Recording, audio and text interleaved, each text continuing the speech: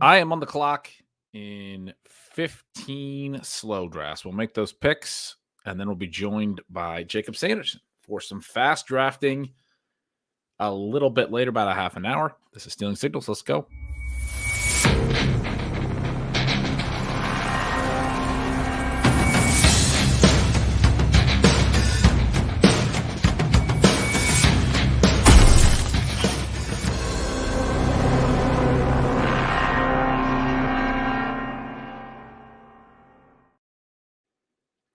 What's up, guys? With Dom in the chat, saying blame Canada. Jacob, our Canadian friend, will be joining soon. Tyler also mentioning it's his preferred. Long for twosome. We have some fun, long discussions. I kind of want to start today talking about one of them. I'm kind of feeling like analyzing the industry a little bit. As it relates to an interaction I had this morning with somebody who's just not really probably worth the time, but got me thinking quite a bit about the way fantasy football analysis is constructed and the way that we wind up looking at it and thinking through it. The last time Jacob was on, I famously said that I thought Anthony Richardson was the worst pick at cost or something like that.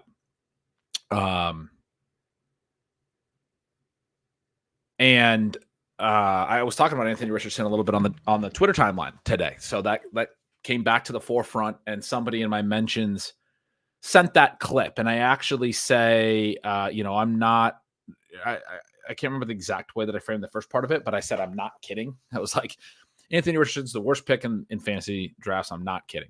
And the chat kind of went nuts and all of those things. And so this person on Twitter shared it and said, I wrote, maybe the most disingenuous clip of all time. I said 3 or 4 times on that very stream. I was hyperbolizing, didn't mean that, even though I said I'm not kidding, because he has this clipped just for that 6-second sound bite. And you guys know, you've been on my streams. Won't surprise you to learn that throughout my whole life, I've sometimes had a habit of saying things before I've really thought through them. I think out loud. I talk as I go. And that's something that I think you guys actually enjoy, and we've talked about a lot. But in that particular spot, I don't even necessarily think I did that extremely, because the necessary context was that we were in the middle of a draft. And Jacob, I actually went back and watched that video. Jacob had said right in that moment that somebody in the chat was on to him that we took Malik Neighbors at the 2-3 turn because he was setting up Anthony Richardson at the 4-5 turn. And it was because this person clipped it and sent it. I went and found it. It was about 3 or 4 picks before we were up at the 4-5 turn. So I said, in direct response to him saying he was going to be talking me into that pick, and because I stream a lot and because I have done a lot of co-managed drafts and been in these spots where it's like, oh, now you're under the gun. Now you're under the clock. And I'm trying to tell you that I don't like this pick here, that I essentially went extreme with it. And I responded to this person that was like, after I said it was disingenuous, this person said too late. The memes will be too good. If Anthony Richardson's good, I was like, that's fine. You can have fun with that. But I did say that I think I said, I just got to say, and I feel strongly about this. It's something I want to repeat here, that knowing something's inaccurate and still wanting to be outright dishonest is wild. That's why most analysis is watered down and shitty, because I do think that's very true. I think a lot of people want hot takes and they want extreme takes, but then they also love to rub people's faces in it when they're wrong. And if you're especially trying to do the gotcha game when somebody wasn't saying something that they like as literally as they said it, because we're streaming. I've done so many dozens and hundreds of hours of streaming, and I do so much talking. And part of one of the things I've referenced on here before, part of doing streaming for people who haven't done it, I'm not necessarily great at it. I don't have the wittiness of a Peter Overzet, right? That's why I love streaming with him. I think he brings out some positives in me, but I was never somebody who was like hyper good at like communicating in social settings growing up and things like that, as I was a little awkward, whatever, right? Like it's the analysis more for me than the communication mechanisms. But a point that was brought up at one point was I remember Mina Kimes a couple years ago said something about like doing these types of shows and doing these types of things. It's still you, but all of your personality traits are turned up to 11. And it, that's how I've always thought about it as well. And so sometimes, yeah, you're going to hyperbolize, you're going to make extreme claims. You guys know that I'm um, very much in the weeds and very nuanced with all my takes. But yeah, I mean, Rowan's got it here. Like this is to me is like the gotcha stuff is so boring and such low hanging fruit. But the way that this guy clipped this, it's a 6-second clip. Anthony Richardson's the worst pick in fantasy. I'm not kidding, is what I specifically said in that 6-second clip. It sounds very clear, right? It doesn't sound like a gotcha clip. It sounds very, very clear. The context when I went back and watched it this morning was that just before that, before that, Jacob had said that he was setting us up to take that Anthony Richardson pick in 4 picks. And so I wrote to this person, it's a disingenuous clip. He said it's too late. The memes are going to be too good. I said, knowing something's inaccurate and still wanting to post it is why people don't make strong claims. And he responded, no, you definitely believe what you said when you said it. You just gradually lost confidence in that stance as you talked through it more. So don't believe it's dishonest at all. You just keep trying to play the fence when you get pushback. So no matter what happens, you have an out. You really should just stand on what you say. But hey, not liking AR isn't a crime. So that is what's really interesting to me and why I'm going through this whole introduction to the show today. Particularly the point about playing the fence when you get pushback so that no matter what, you have an out. Because earlier, how did I want to frame this? Earlier in the conversation with him, he's obviously criticizing me for being too extreme, essentially, on the Anthony Richardson thing. He's gone ahead and clipped that and told me that the memes are going to be great if Anthony Richardson is good. So he is ready to gotcha me and capture this extreme stance as being wrong, even if it's not true, even if it's not the intent of really what I was saying. Because as I pointed out within that stream, I went on to say multiple times that I was hyperbolizing. But because of this comment, I actually went back and watched it because I was like, I don't even think right in that moment that I meant it, because he's saying he knows that I believed what I said. I was like, I'll go back and look at it. And I did go back and look at it. And that's why I know that Jacob made that comment right before and that it was under the gun. Literally right after we'd made our picks and talked about some other players and went back to Anthony Richardson, the first thing I said about it after our picks in the next round was, and I quote, because the chat was going off on me and I was like, the chat's crushing me. I was throwing some of the comments up. So the Anthony Richardson worst pick on the board take was an intentional hyperbole because I didn't want to get stuck. Because I didn't want to get stuck on the turn arguing about Anthony Richardson.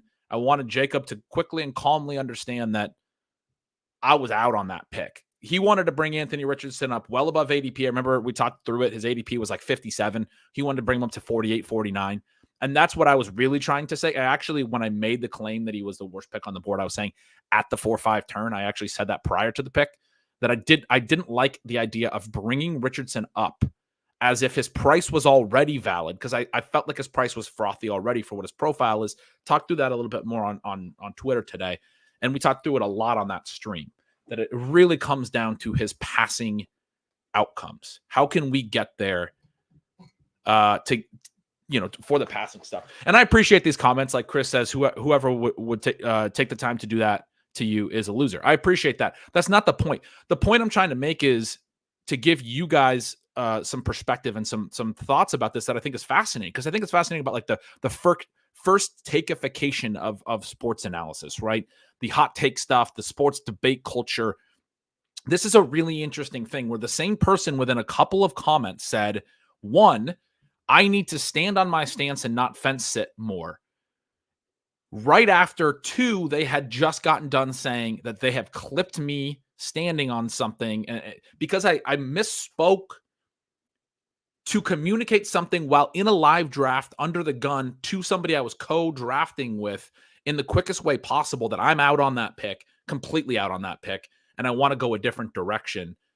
I said it ultimately if I could have chosen my words more carefully, and it's clear, even in the video, when you watch the comments I made in the next round, if I could have chosen my words more carefully prior to the pick, if I had the time to choose my words more carefully, what I would have said is I'm out on pulling Anthony Richardson up like 8 picks above ADP to force a stack, because we had taken Malik Neighbors at the 2-3, and that's what Jacob was referencing, setting up. That I think that is a mistake. And then we had a really good conversation about it throughout, and Jacob explained how he's playing the Colts. I made the case that I think if you're playing Anthony Richardson heavy, you're playing the Colts to massively outproduce their market expectations. They're about middle of the pack and look ahead lines and expected scoring in the market. But if you think that they can have like the Lamar Jackson 2019 season, where the Ravens outscored every other team by 50 plus points that year, and their offensive touchdowns are through the roof, then you're going to get Richardson as a smash at his ADP. But what I've argued is if they're a middle of the pack scoring team like they're projected to be, and as long as Jonathan Taylor is anything close to the second round running back that he is, especially with the rushing TDs, then Anthony Richardson needs a lot of passing that I don't feel comfortable with him at, that I think the market is projecting too comfortably. And so I am fence sitting a little bit on this particular take, where I do take some Richardson for those extreme upside scenarios that I see. But the point I'm making is this specific comment has, circled back up, and somebody has clipped these 6 seconds. And I think it's a very fascinating look at what is asked of streamers. And it's not even about me necessarily as much as I just thought it was fascinating. I thought it was fascinating to think through what you're asking of other people when you're kind of getting them on their takes. This individual saw it as I was trying to back off of a take that I very much believed, and I was trying to cover all my bases rather than the reality of it, that we were in the middle of a draft and I was making making an extreme claim to get us off of that discussion and not end up with an auto pick, which I've done with Pat and Pete and other guys before. You wind up running down the clock and you're like, oh, I really don't want that particular pick, but you don't have the discussion about who the other pick is. And so it becomes a problem. That type of an extreme take is going to be held, you're going to be held accountable for that. But at the same time,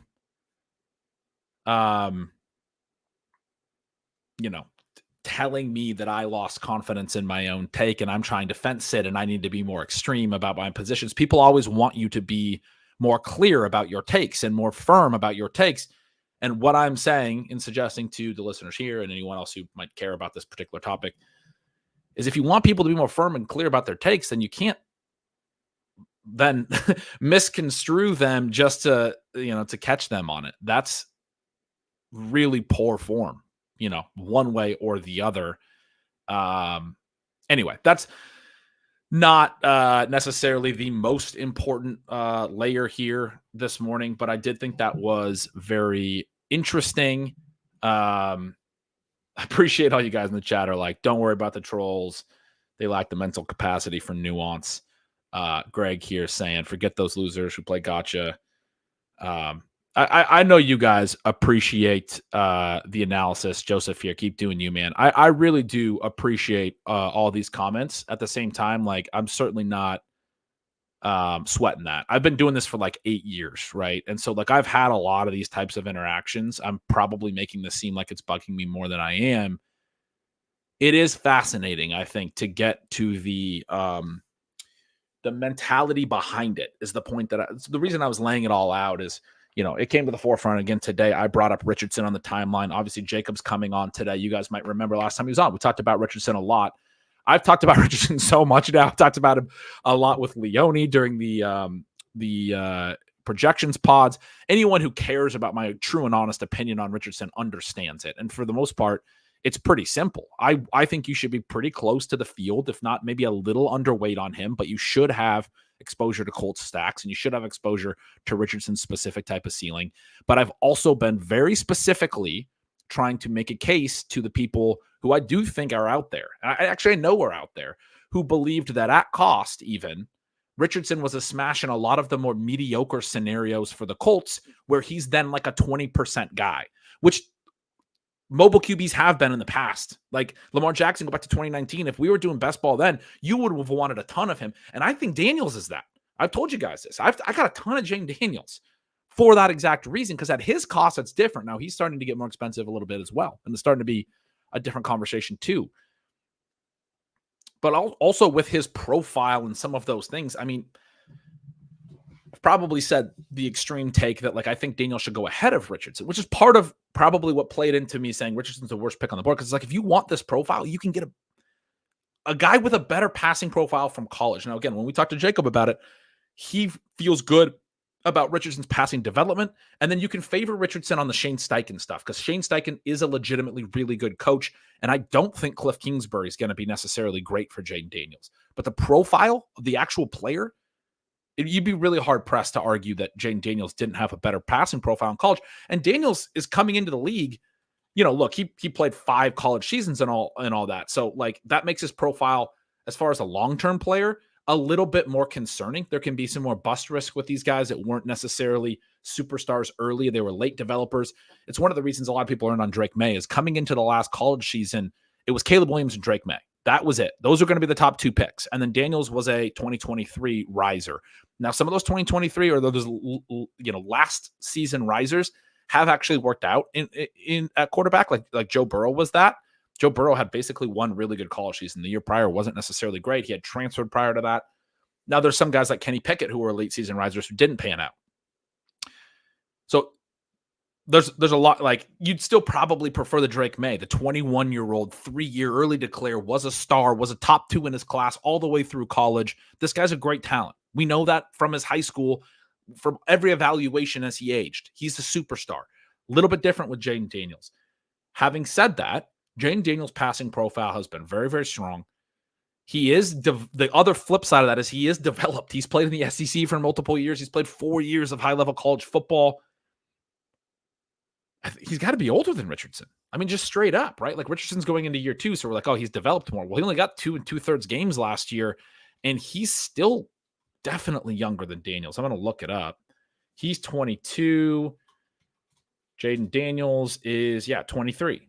Daniels is the older player. He's played more football recently. He's, there's a lot of reasons that it's not crazy to say that the rookie could actually be further along in his development than the year 2 guy and be less dependent on his coach.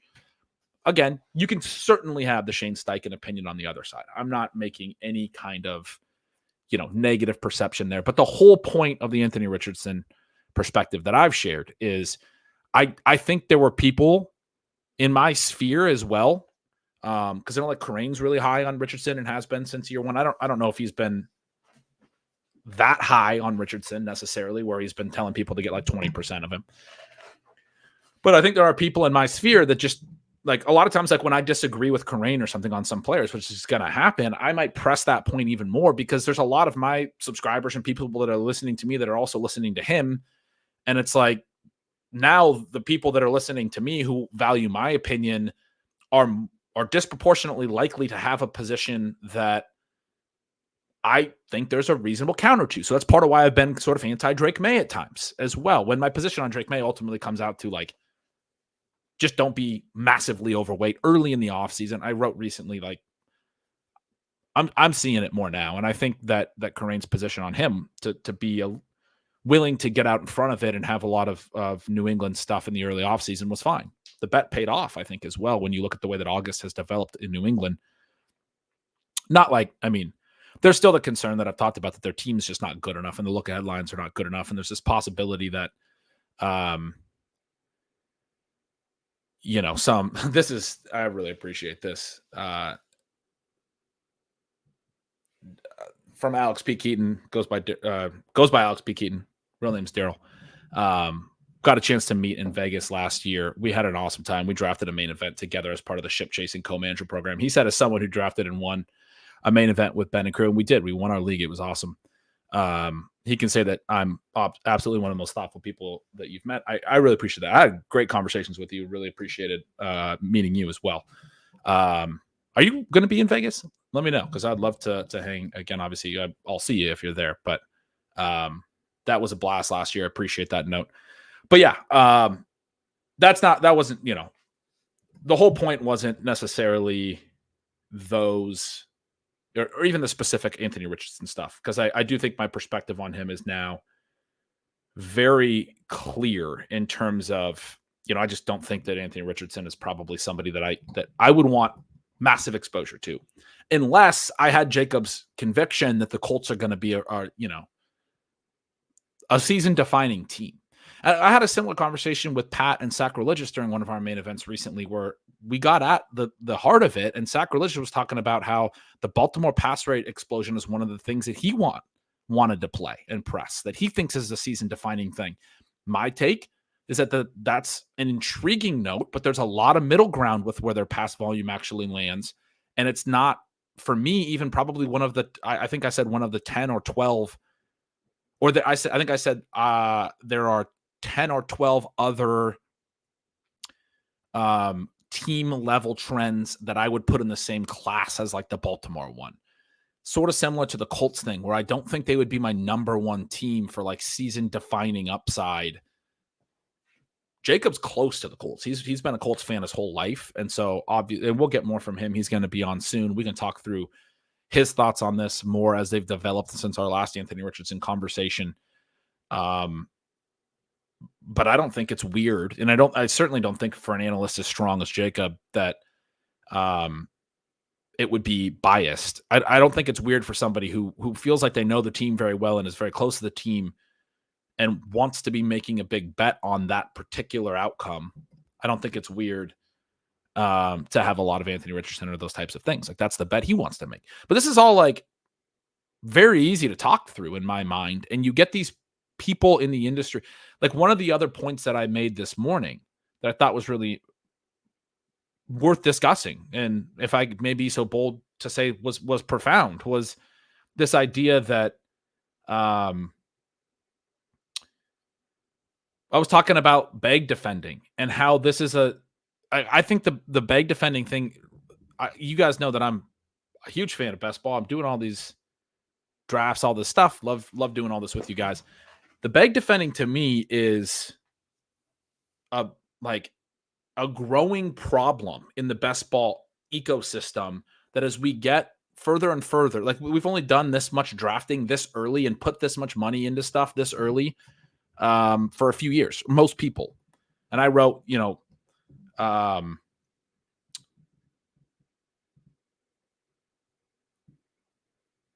person deleted their tweet.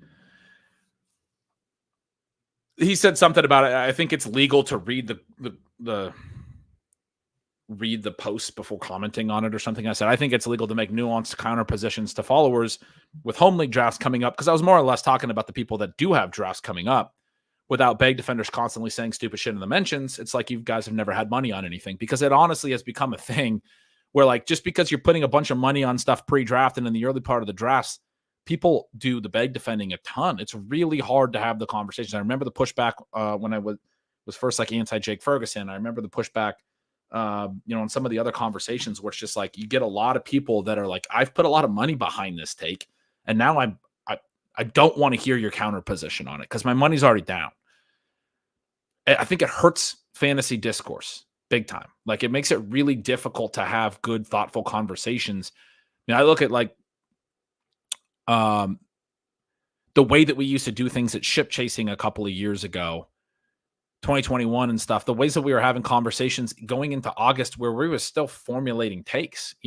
People asked us about who's going to be our clip guy this year. One of the reasons that was tougher this year for us is, like, in those past years, we were kind of all just coming to our takes throughout the off season as Ship Chasing as a group, heading into the draft, all of that stuff. Now we're at a place where we've all drafted so many teams and had our firm stances for so many months that it's just the timeline is way more sped up. And we've all said all of these takes so many times that it closes you off to being able to have the conversation in a thoughtful way in the future as you go forward. And so that's another one where, like, the bag defending and the things where people get really extreme.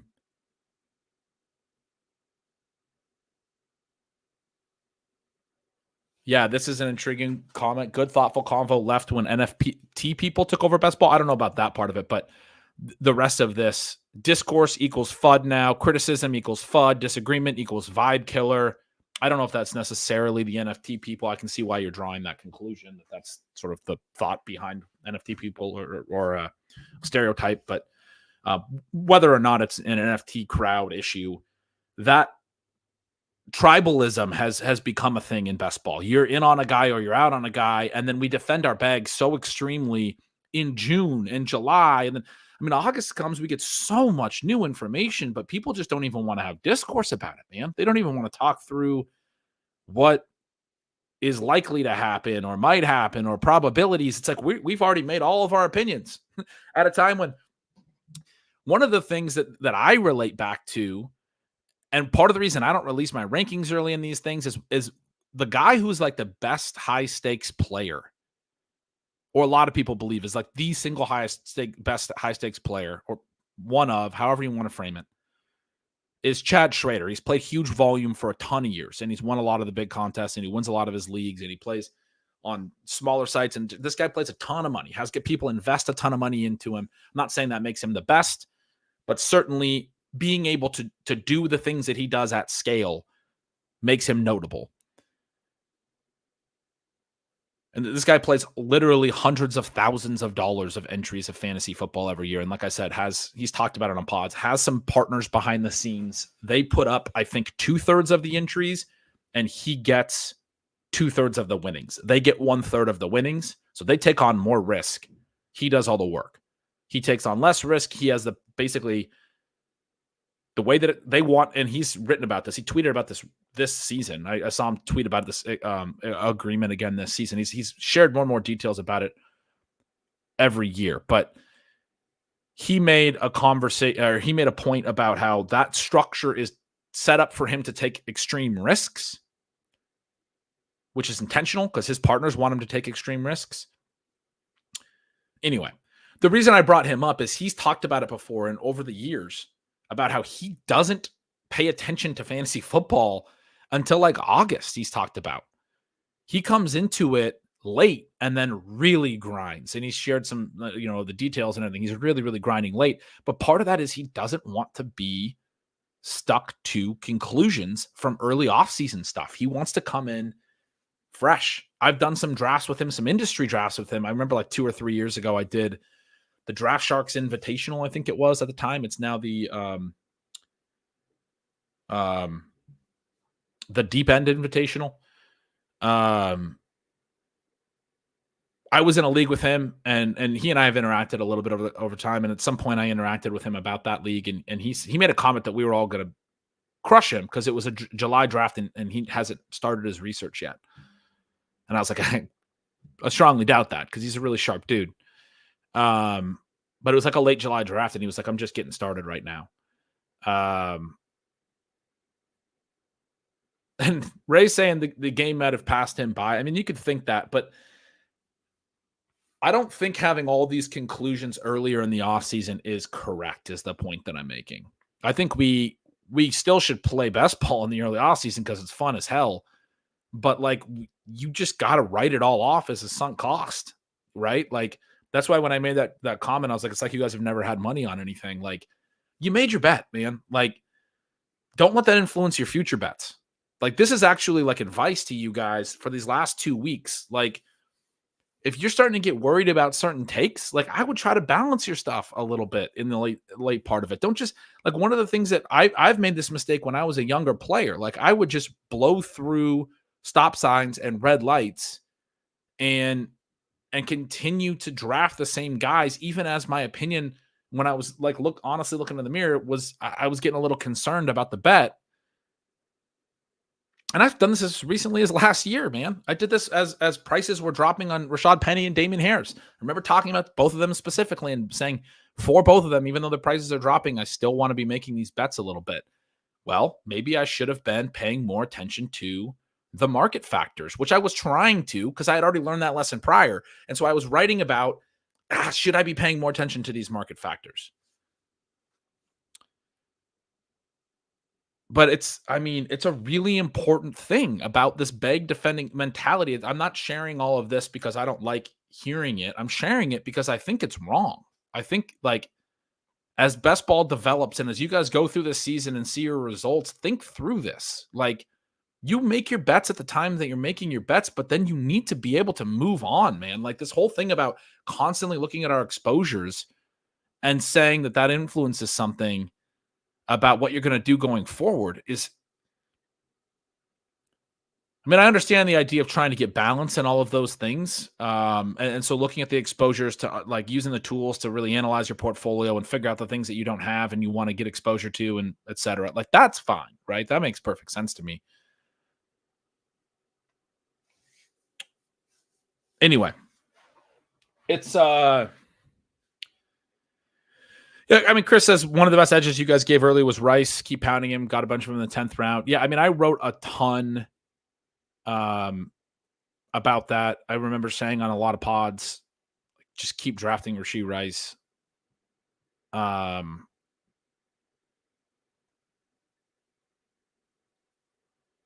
Feel good about that stance, and I have a lot of him. Also feel like it's one of the situations where it was favorable. It shouldn't influence now. Like, that's another great example. The way that I would look at the Rice thing is I'm drafting him in like the 4th round now. I don't need to. I have like 30% exposure to him, but like none of that matters to me, right?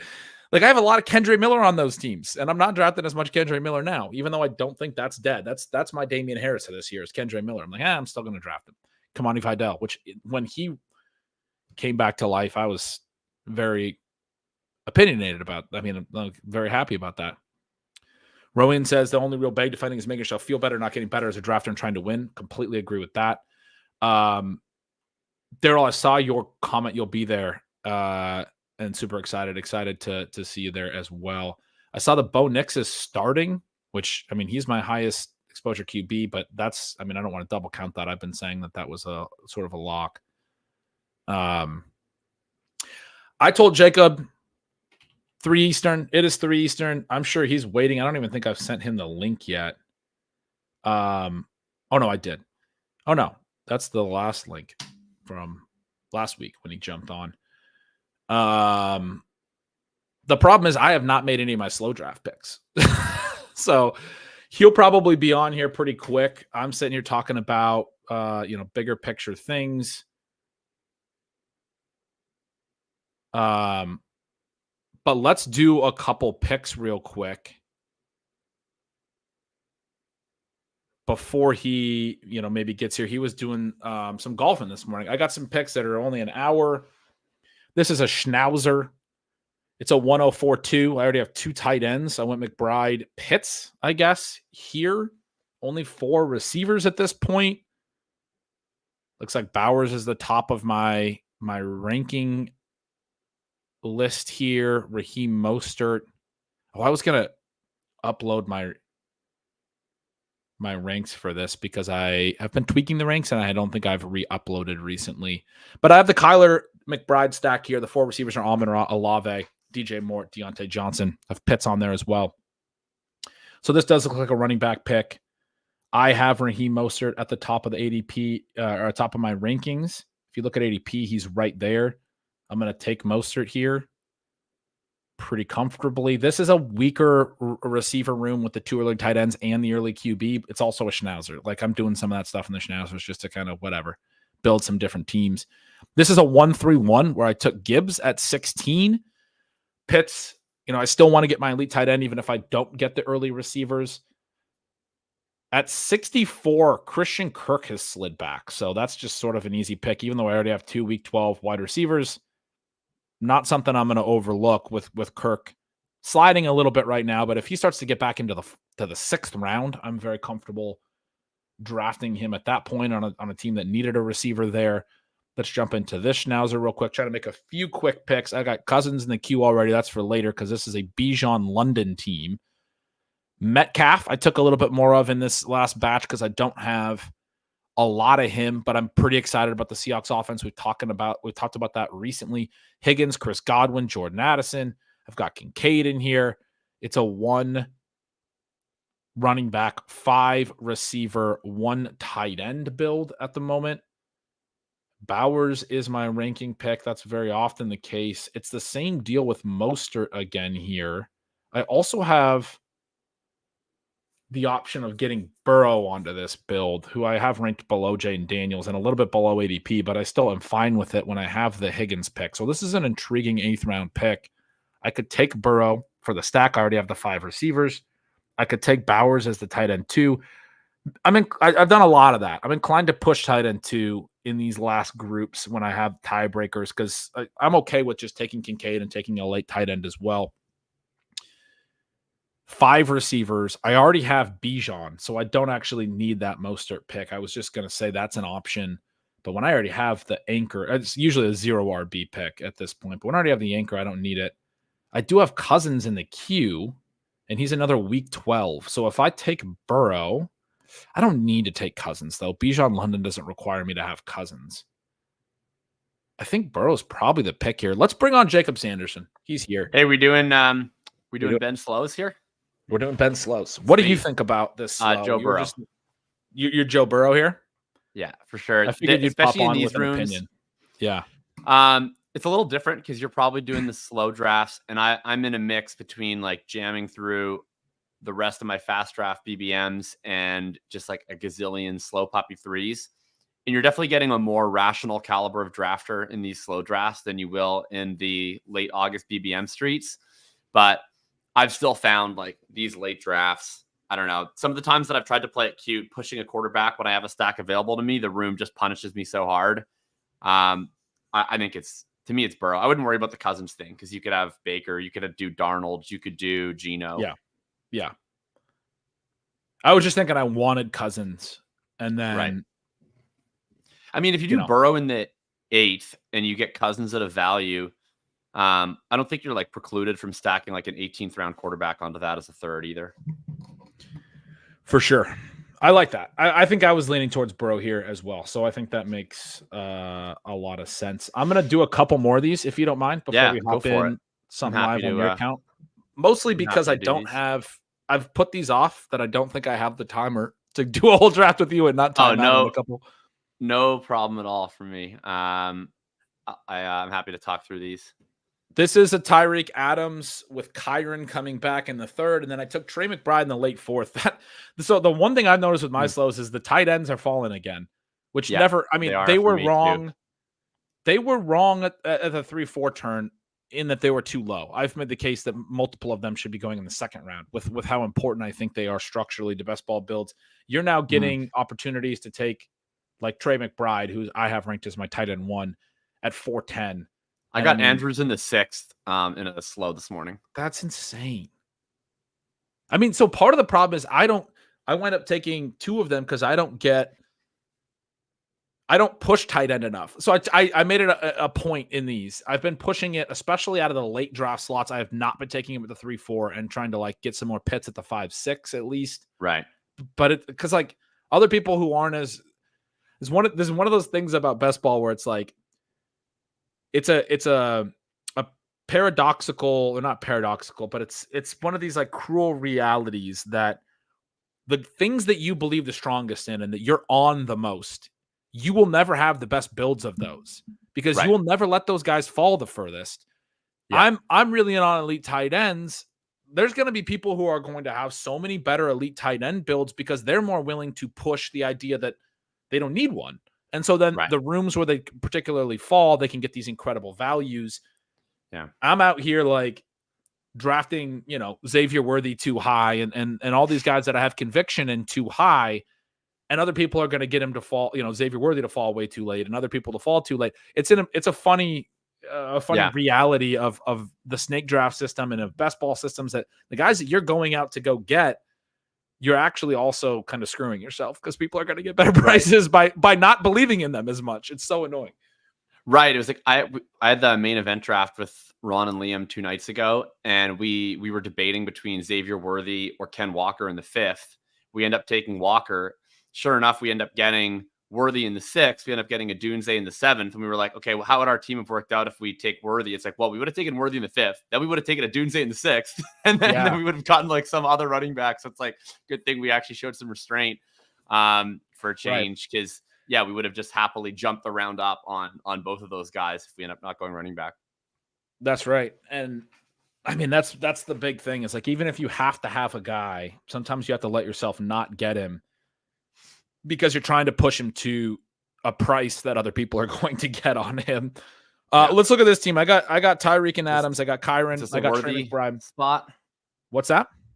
Is this a worthy spot or is he already gone? Oh my God, he's already gone. He's already gone at the 5-3. That's rough. He would absolutely be here on my. Look at that. He went 403 in this draft. Oh, okay. That person's in probably other slows of mine and was like, I'm not getting him coming back because this Gretch guy keeps taking Worthy at the 4-5 turn every single time. So I got to take him at 403. And Rice goes at 408. So that's part of the McBride pick as well. I get back up here. I just moved McLaurin back up just because of this massive ADP gap, but I had both Keenan and Jaden Reed ahead of him. I don't think I'm going to take Reed because of the Adams buy. It's either McLaurin or Keenan. I think I'm McLaurin here probably. Like, you already have a running back, so it's going to be a good spot to take Jaden Daniels. You probably don't want to take Kyler on this team because you're behind at wide receiver, so I think you got to spend your 7th round pick elsewhere. I've taken a few McLaurins specifically to set up Daniels. I like the take. I was really encouraged for McLaurin's sake by how bad their other receivers are. How bad the other receivers are. Cliff called a ton of RPOs in preseason week 2. I did a lot of research last year on the RPOs that the number 1 receiver target share tends to consolidate in those offenses because it's a run pass option. The ball has to go to the first read or else you get an eligible man downfield because the offensive line is run blocking in case it is a run play. And so when the quarterback does extend the play or get through their progressions more on the RPOs, they wind up getting an ineligible. Like Mahomes has done that a few times where he hasn't taken the first pass and then he tries to extend and then he gets an ineligible man downfield call. And it's like, you can't do that. That's not how RPOs work. You've got to throw it because your linemen are blocking downfield. The fact that they ran a bunch of those, I can't remember why. I think I did some research that Kingsbury hadn't run a ton of RPOs when he was in Arizona with Kyler, or I did some research that I wasn't early in the offseason. My very early take was you wanted to be drafting McLaurin on your Daniel, like the preferred Daniels stacks were with McLaurin. I remember like Pete and like Sean Siegel were doing some of the early Daniels stuff with like backstacking with Luke McCaffrey and Ben Sinnott. And I was like, I don't think you actually want that from Daniels, from a rookie quarterback who's a mobile quarterback, who's probably doing a lot of RPOs. Like, I think if he hits in passing, it's to his number 1 in more cases than this, ancillary pieces. And of course, I think the number 1 stacking partner, of course, is Brian Robinson. Yeah, for sure. So anyway, that was my early take. But then for some reason, in some research I did, I wasn't very high on whether or not Kingsbury would do a lot of RPOs in his offense. And I wound up not really repeating that refrain much because I got the impression that wasn't going to be a heavy RPO offense. Preseason week 2 had a ton of RPOs. So it was like all they did. So I do think there's going to be some of that. I do think that goes back to that point. He did Terry McLaurin ton of RPOs with Lincoln Riley at USC. Okay, he did. Yeah, like, and I don't know how much of that's Cliff versus how much of it was Lincoln. But he's obviously brought it to Washington. More into it is like you watch that offense and they just spammed RPOs nonstop, which has been a Lincoln Riley staple. Jacob, tell Gretch about the chat war that Crack Rock got in for your FFPC draft. What Crack Rock? Oh, is that the one that you did with? Yeah, so Ron and Liam were drafting, and Crack Rock was in the same draft, like different team, of course.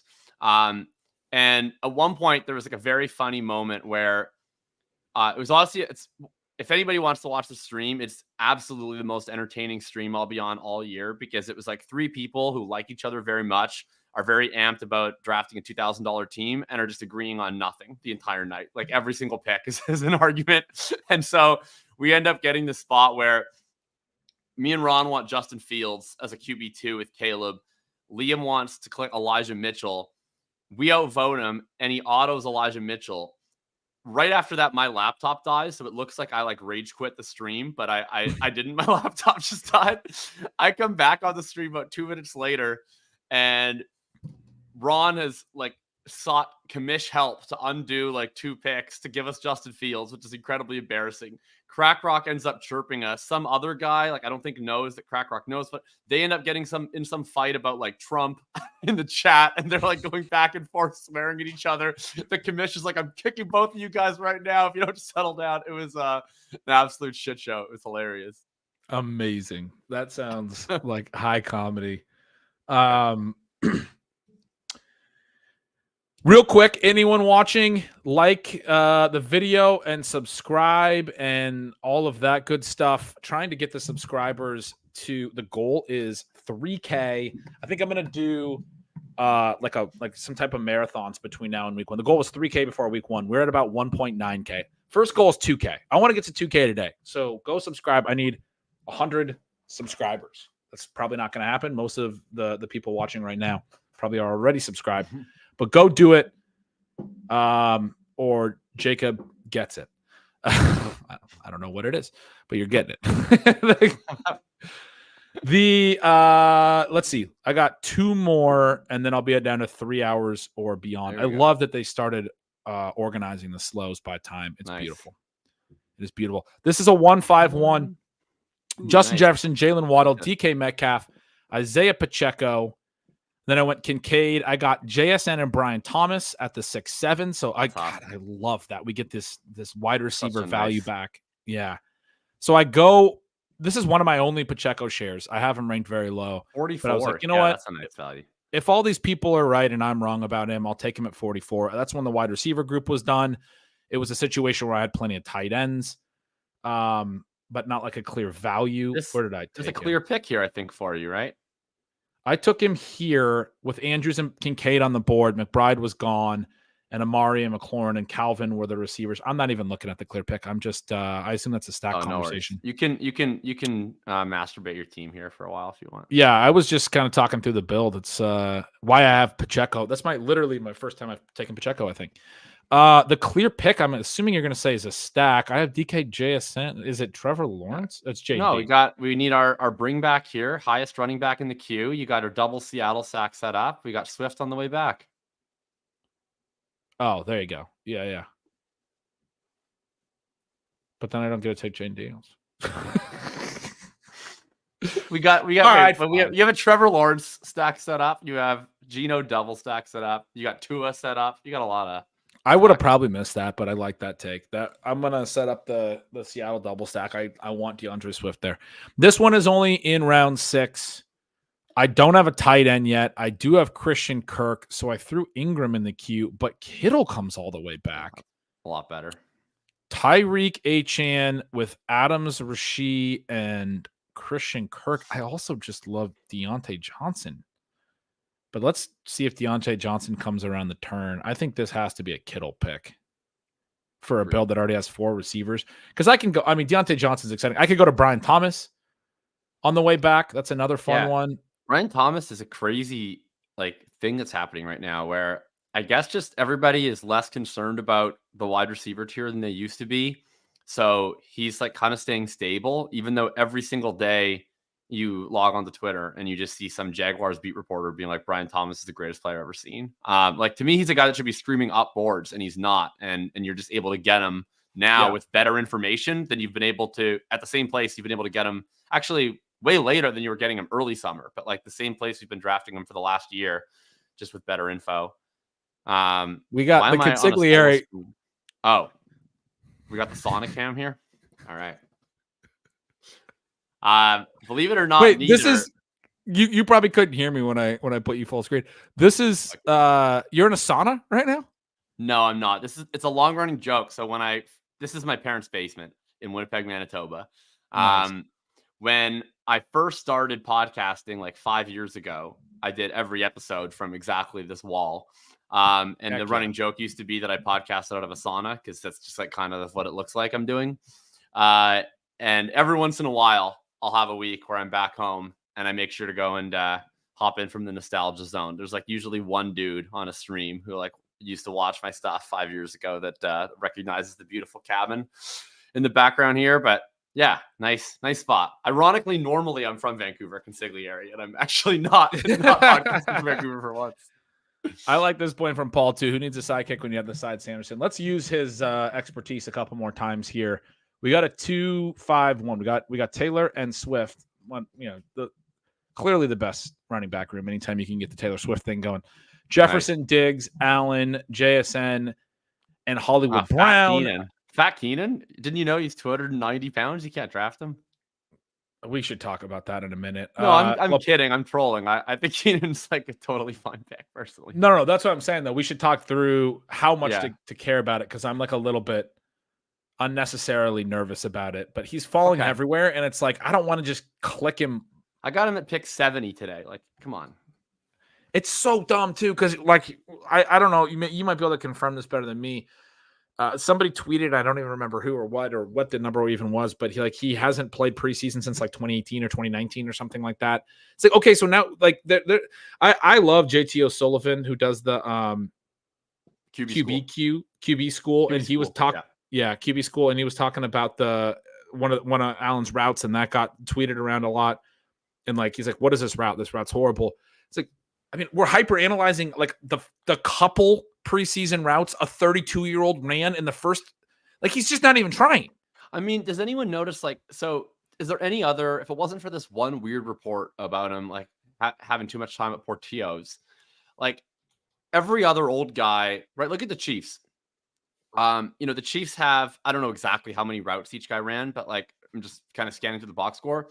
Chiefs targeted the shit out of Rice and Worthy, and Kelsey had like one target. And nobody cares. Nobody's saying like, oh, Travis Kelsey must be washed because he just got like blitzed in targets by these two young guys. It's like, no, like that's what the preseason's for. Like we're going to target the younger guys, and 34-year-old Travis Kelsey could probably give less of a shit if he catches a pass in week 2 of the preseason. Right. And I think that we've just we're now kind of looking for something because there's the Keenan is fat stuff. I mean, maybe he showed up to Chicago fat and washed. I guess it's like plausible. It happens to wide receivers eventually. So maybe it happens this year, but he was first in open score last year. Right. Like he was first in open score last year, 2.36 yards per route run last year.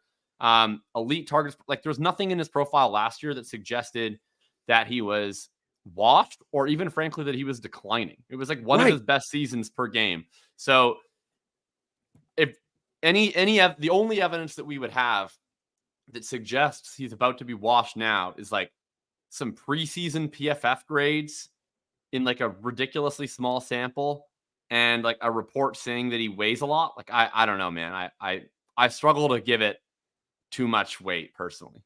No pun intended. Yeah. Too much weight. I'm with you. I've had a hard time with it as well, but it is clearly affecting the values. And it's so funny for me because I've been pretty in on Keenan and pretty low on DJ Moore all summer. And now like it's changed things to where I could wind up really like more extreme on those positions than I want to wind up. And so one of the things I talked about recently was it probably like, so part of my DJ Moore position was that he's never had a lot of target competition. Yeah. Ever. His number 2 in Carolina, the best number 2 he played with was Robbie Chosen, Curtis Samuel for a stretch. The last year he was there, the second best receiver in targets was Terrace Marshall, who's gone on to do nothing.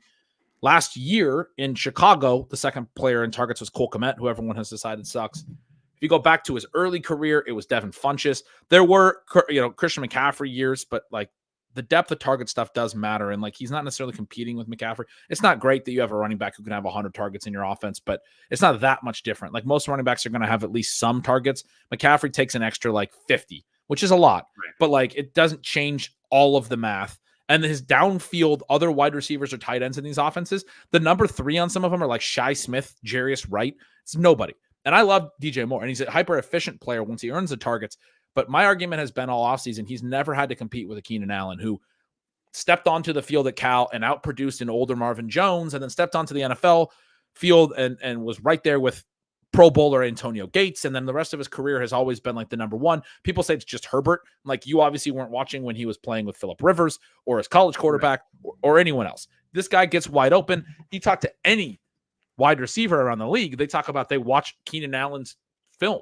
Like his route running is their teaching tape. Like he is very, very good at earning volume. Having said that, if the whole take on DJ Moore is that Keenan Allen's going to out-target him because his targets per out run is so much more trustable. The idea that Keenan Allen being slightly more likely to be washed at 32, my point would be that I think that it does materially change that argument that DJ Moore could struggle to earn enough volume at his cost because of Keenan Allen. It also materially changes, and then also Rome Odunze. That's the other point I've made on Moore is that you also have a top 10 draft pick wide receiver rookie coming in that is better than anyone DJ Moore's competed with. So the two most difficult, I think, target earning competition he's ever had, both enter his same team, enter this team, enter the picture for him in the same season this year. But if Keenan Allen is sort of washed, then DJ Moore's like slightly in a better position. Rome Odunze is, I think, in a better position in terms of how he can get on the field quicker. And Keenan Allen's argument, which is he's just so dominant at earning volume that he'll stay ahead of DJ Moore and he'll stay ahead of this rookie. That's now I'm a little worried about the competition that he has, right? It's a little bit fascinating. If there's any truth to it, even like a sliver of truth, it does change the target distributions. I think that the one thing that's really positive for DJ Moore and it's negative for the other two, and especially potentially Keenan, is like the Bears are so insistent on apparently running 12 personnel despite the personnel on their roster, which I kind of believe. Like Shane Waldron, I don't think has presented him to himself to be someone we should believe in rational coaching from. Like I think you said in Stealing Signals that he's kind of an idiot, and like I do think he's kind of an idiot. Like he just right, like he had one of the best 11 personnel packages in the league last year at wide receiver, and a bunch of kind of scrubby tight ends, and he played 12 personnel at the 10th highest rate in the league. So I don't think that he is incapable of doing that again. And for DJ Moore, that's great because I think he's the only one of the Bears' three receivers we can be supremely confident is not coming off the field in 12, right? Like he's the established veteran. He's not coming off the field for Rome Odunze. And if Odunze is fantastic and awesome and Keenan is kind of old, then it's probably more staying on the field with Odunze and Keenan coming off. I think it's one of those other two that's coming off. And if that's happening on like 30% of the routes instead of 15% of the routes, where instead of competing with one of Keenan or Odunze, he's now competing with Gerald Everett for a target, that's just better for him, right? He's just going to earn more targets in those personnel groupings than he would if it was constantly in 11. Obviously, that's not great for the other two if we have to worry about routes. Like I was kind of the mindset that Shane Waldron would get his head out of his ass this year and realize that he has three superstar wide receivers and play them on 90% of the routes. But I don't know that I fully believe that anymore. Their 12 personnel rate in the preseason has been like up over 50%. I don't think that's going to carry over into the regular season, but it is legitimately concerning. So the other stuff with Keenan, like, I don't know, he was always some degree of chance to be washed, right? Like every time a wide receiver gets past 30, there's more black marbles in the bag. So that's always been on the table.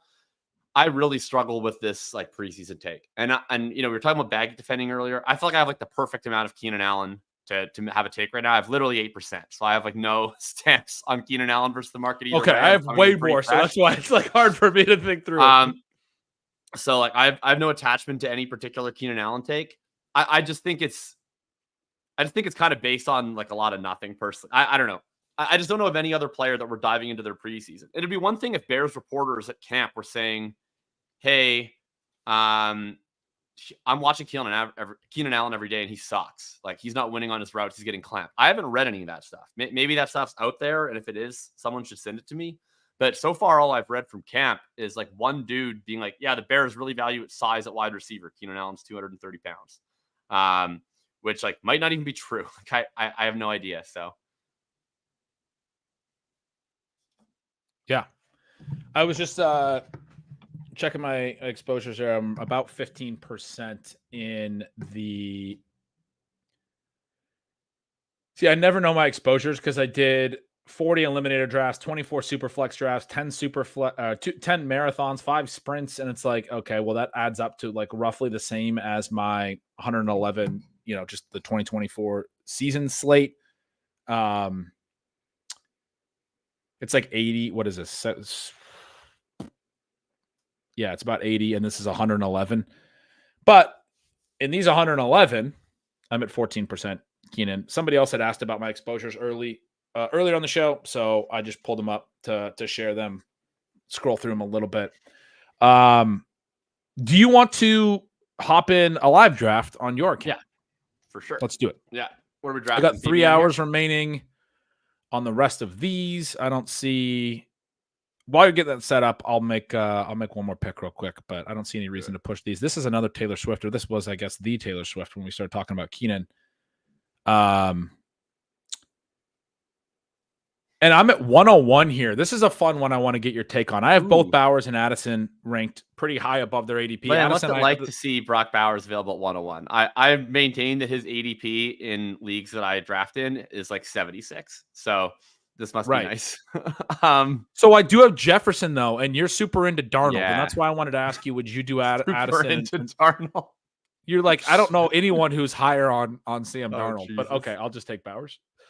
Your response was Bowers. That's what I wanted to do, but I thought you were going to tell me I should be taking a Vikings stack there. Like, I want to have – my goal this offseason was to have like 30% Josh Bowers. And I don't, because everyone keeps taking him in like the 7th round every draft I do. So I only have like 15%. Did you just call him Josh Bowers? If I did, it was by accident. I don't think I did that. Josh Bowers? It's possible. It's possible. It's Josh Bowers. Hope I didn't call him Josh Bowers. Did the chat hear that? Your chat can let me know. Chat can let me know if I said things? Josh Bowers. Josh Bowers? We need 9 people. So, chat, if you want to draft with us here, come draft with us. Take Anthony Richardson, please, for the love of God. I've actually, it's funny. I've drafted him a lot less since our last. Look at this. You did. Do you know somebody named Josh Bowers? Is that a name in your life somewhere? I don't know who is Josh Bowers. I'm not sure. I mean, I've done that before with names where it's like, oh, that's similar to somebody I know in real life. And then you're like, oh, crap, And actually, it's funny. Earlier this offseason, Sean told me this in like one of the early, I think it was pre-draft. No, it must have been right after the draft. I kept calling Brock Bowers Michael Mayer just because in my head somehow, like the alliteration of their names was like, and they're like both good prospects. Obviously, both got drafted by the Raiders. And so we talk about Brock Bowers, and I kept calling him Michael Mayer. And he's like, I'm pretty sure you're talking about Brock Bowers. I was like, yeah, I don't know why I'm doing this. Pretty funny. I was on JJ's show yesterday, and he was also pumping Sam Darnold is really undervalued. Should be going ahead of Baker and Geno. So nice there we to go. See. Let's we got the 104. Angus is coming in with the super chat. He says, love the show. Got the 104 in a redraft 12 team PPR snake with 1 flex and 6 point per TD. Any tips on who to target and how to build? This would be fun to talk through with you. My take here would be this is, I assume, a home league. Can Angus maybe say like how many, what's the settings? Is it 2 running back, 3 receiver, or 2 running back, 2 receiver? Yeah, that's a big point. Be important to know, I think. Yeah. How many receivers you said 1 flex. Do you start 3 receivers plus a flex or 2 receivers plus a flex? He says it's a home league. I mean, this is going to turn into 499 super chats. Oh, it's 2-2-1. I'm going with Bijan or Brees if you can get them, but they might go 1 through 3. So yeah, I mean, I would go Bijan or Brees as well in a 2-2-1 with only the 2 receivers. If they go, I would take Lamb, and then I would look at Achane, and I think you would as well in the second round if you can get him. You do want to. It would be McCaffrey, Brees, Bijan, Lamb. Personally, I would be Bijan over Brees, but yeah, very very similar. I do think you want to make sure with the 2 receiver thing, you don't need to get too much early receiver depth. You're probably looking at getting an early tight. No, certainly looking at getting an early tight end, in my opinion. Potentially also looking at an earlier QB. But if you don't get the running back in the first, if you start with Lamb, and even if you can't get Achane 2-3, like we're on the clock here. Do you have any level of concern over Chase holding out, or is it still the pick here? I don't have huge concern about it, and I'm fine taking him here. I just recently moved Jefferson ahead of him in my personal home league rankings. We could have done Jefferson, but then we would have to draft Sam Darnold. So, yeah,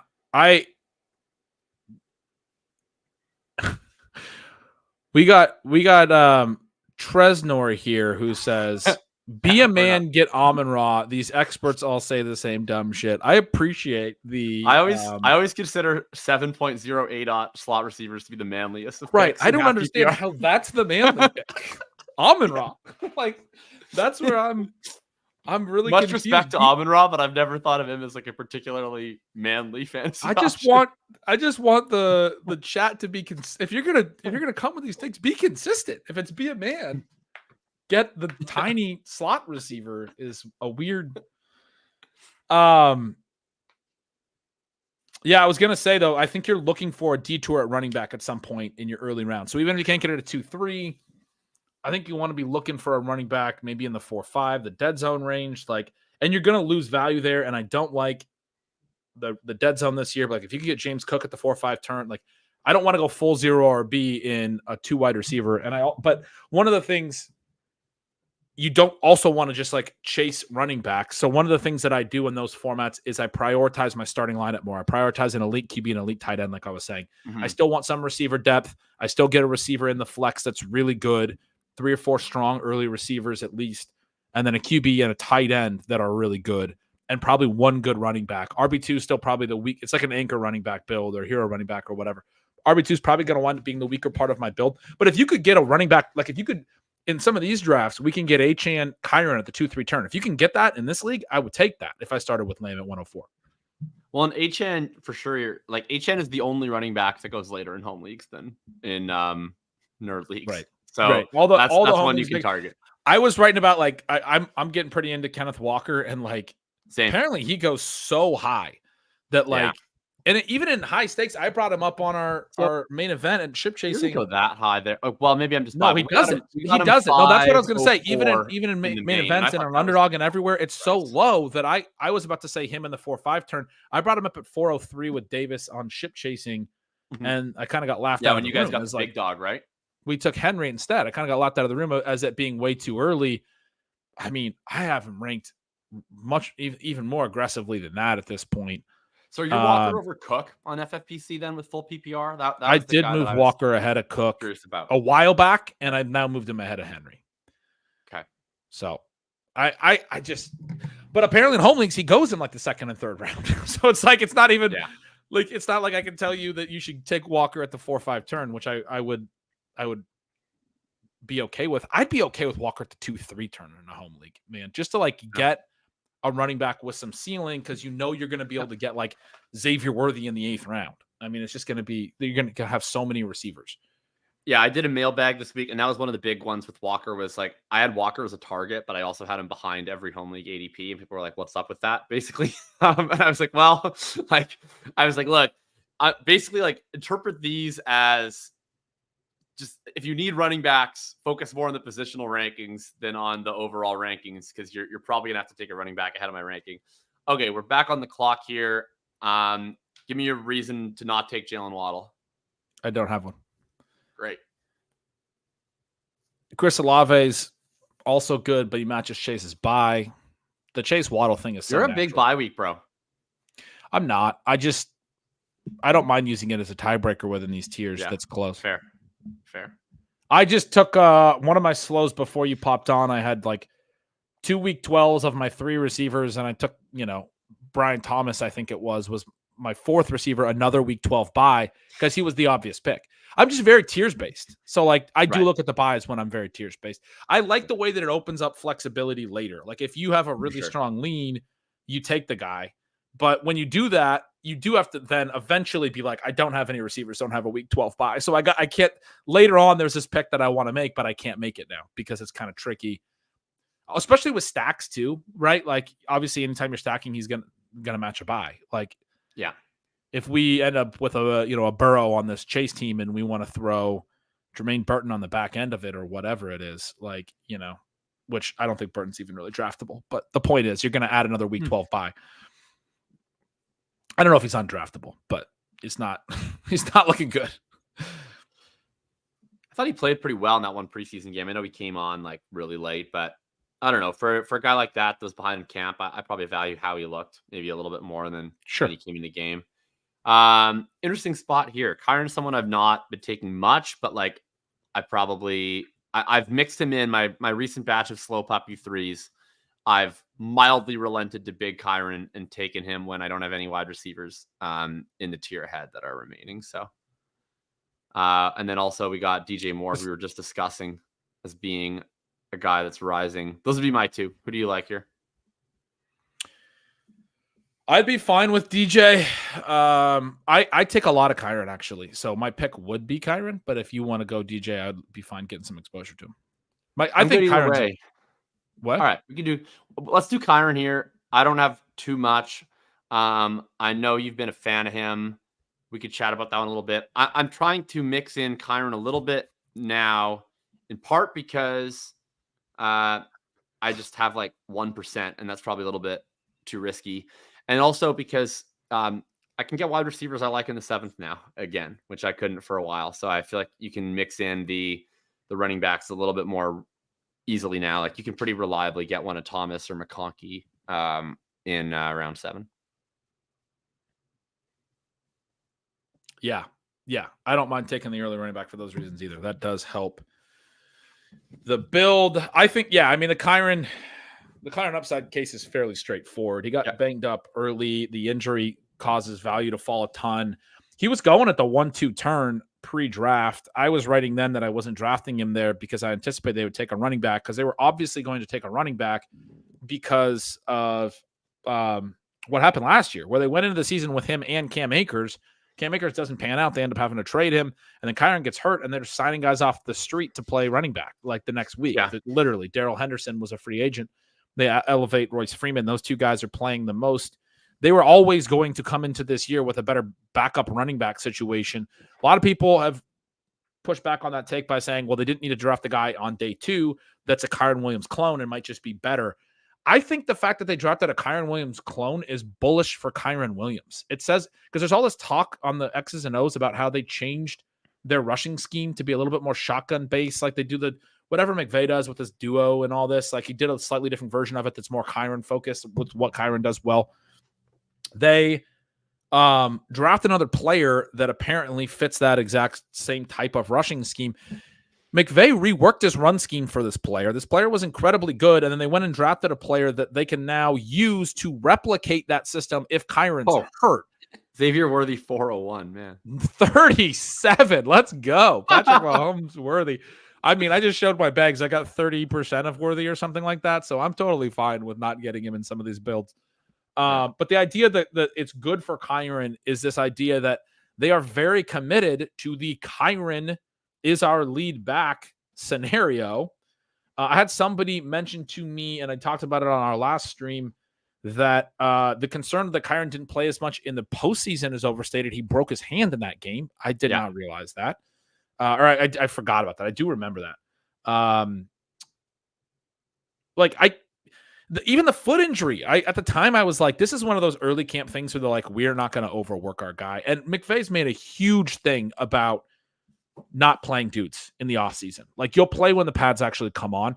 Kyron, they've put him on ice all offseason. I don't think that means they don't like Kyron Williams, man. I think he might go out and have just as big of a role in week 1 as last year. And if he does, he's going to be a smash at this spot. He had the second highest average snap share last year behind only McCaffrey. He was a clear hit. And there's like all this concern about Corum. Like even if he takes some of Kyron's work, Kyron has work to give. He had 90+% snap shares in a bunch of games. He comes down to 75%, 70%, even 65%. With how valuable the running back situation is with the Rams, how much they use him in the green zone and all that stuff. I don't know, man. Kyron is.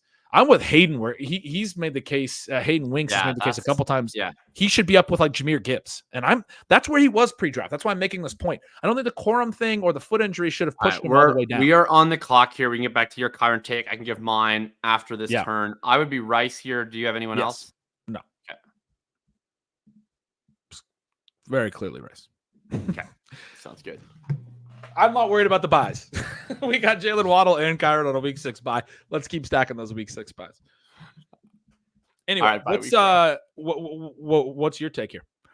Yeah, so I've been lower on Kyron. Part of that is that I really, really love Blake Corum. I thought he was – I had him RB3 in the class, but if I was drafting a Sean McVay back, I would have put him as my RB1 in the class just for what he does there in terms of how elite of a decision-maker he is.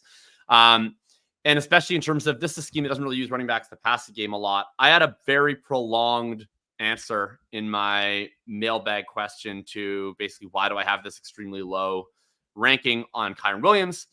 And I brought up that a lot of people I really like are much higher on him, yourself included. Maybe I'll get into the let's do the pick quick, and then I'll go into the long form answer here. I would be McBride was there. That's interesting. He was 501. He would have been right there with Rice. Would have been interesting. Okay, Kincaid goes. So we actually don't have a great tight end option here. No, but we'll have a chance at Kittle, and we'll have a chance. And then if not, we can definitely do Bowers. Well, maybe not definitely, but I don't ever take this guy, but Pickens after ADP would correlate with Rice. I don't know what you think of that, or if there's a better option.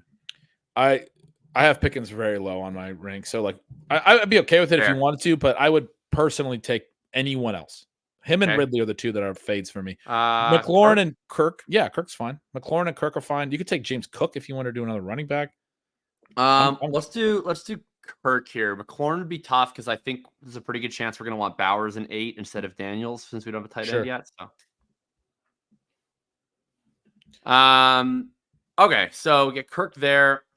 Yeah, the current take for me. So I had this long answer for the mailbag. I think that the Rams being this awesome backfield for running backs, in my opinion, is a little bit misunderstood. They come in 11th last year, total half PPR expected points per game. They were actually substantially lower than that in the previous 2 years. What's really so attractive about the Rams backfield is that it consolidates. That like if you look at all of the running backs that are compiling 90+% snap shares over the last few years, it's like all of the best running backs in our recent fantasy memory, from David Johnson and Lev Bell and those guys, Christian McCaffrey, and then it's like a bunch of McVay backs, ranging from Gurley to Kyren all the way down to like stretches of CJ Anderson or Darrell Henderson for a month at a time. But Kyren actually ranks last year all the way down at 0.64 yards per route run. That's 57th to 59 backs. And I don't think that that's because Kyron's a bad receiving back. I actually think Kyron's a very good receiving back. I think that's more to the fact that Rams, under the McVay Stafford iteration of this offense, they just don't really throw to the running back that much. Sure. And so that leads the total expected fantasy points profile of the Rams backfield to be pretty dependent on touchdowns. And their throw rate versus run rate in the green zone has been pretty wildly changing kind of year to year in the Stafford era. So I view it as like, without knowing anything about how the pie is divvied, I think it's kind of an average to slightly above average backfield environment. And what makes it so special is when they give it all to one dude, which comes down to, do we think that's going to happen for Kyren again? I think it's totally reasonable to view the Corum pick if you want to, especially if you're a little bit lower on Corum or a little bit higher on Kyren, to say they had no viable backup, and now they're going to do Kyren full workhorse. And if he gets hurt, then it's Corum full workhorse. That's one possibility.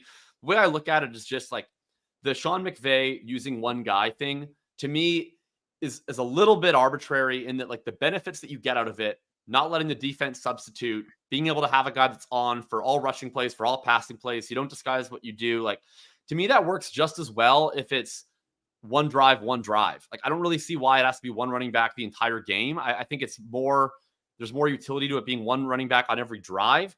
The problem is I don't think he's ever had two running backs that could actually be a convincing 3-down workhorse type running back before. I think he does now. So to me, I look at it more like it'll be that he's looking at it like, I do love Kyren. I want to keep Kyren healthy. How do I do that with this guy?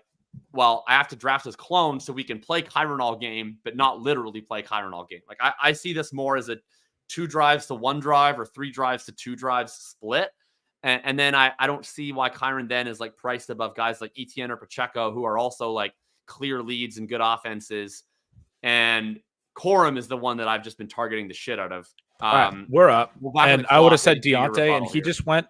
Kittle and Deontay both went. So we'll get back to that. Oh, man.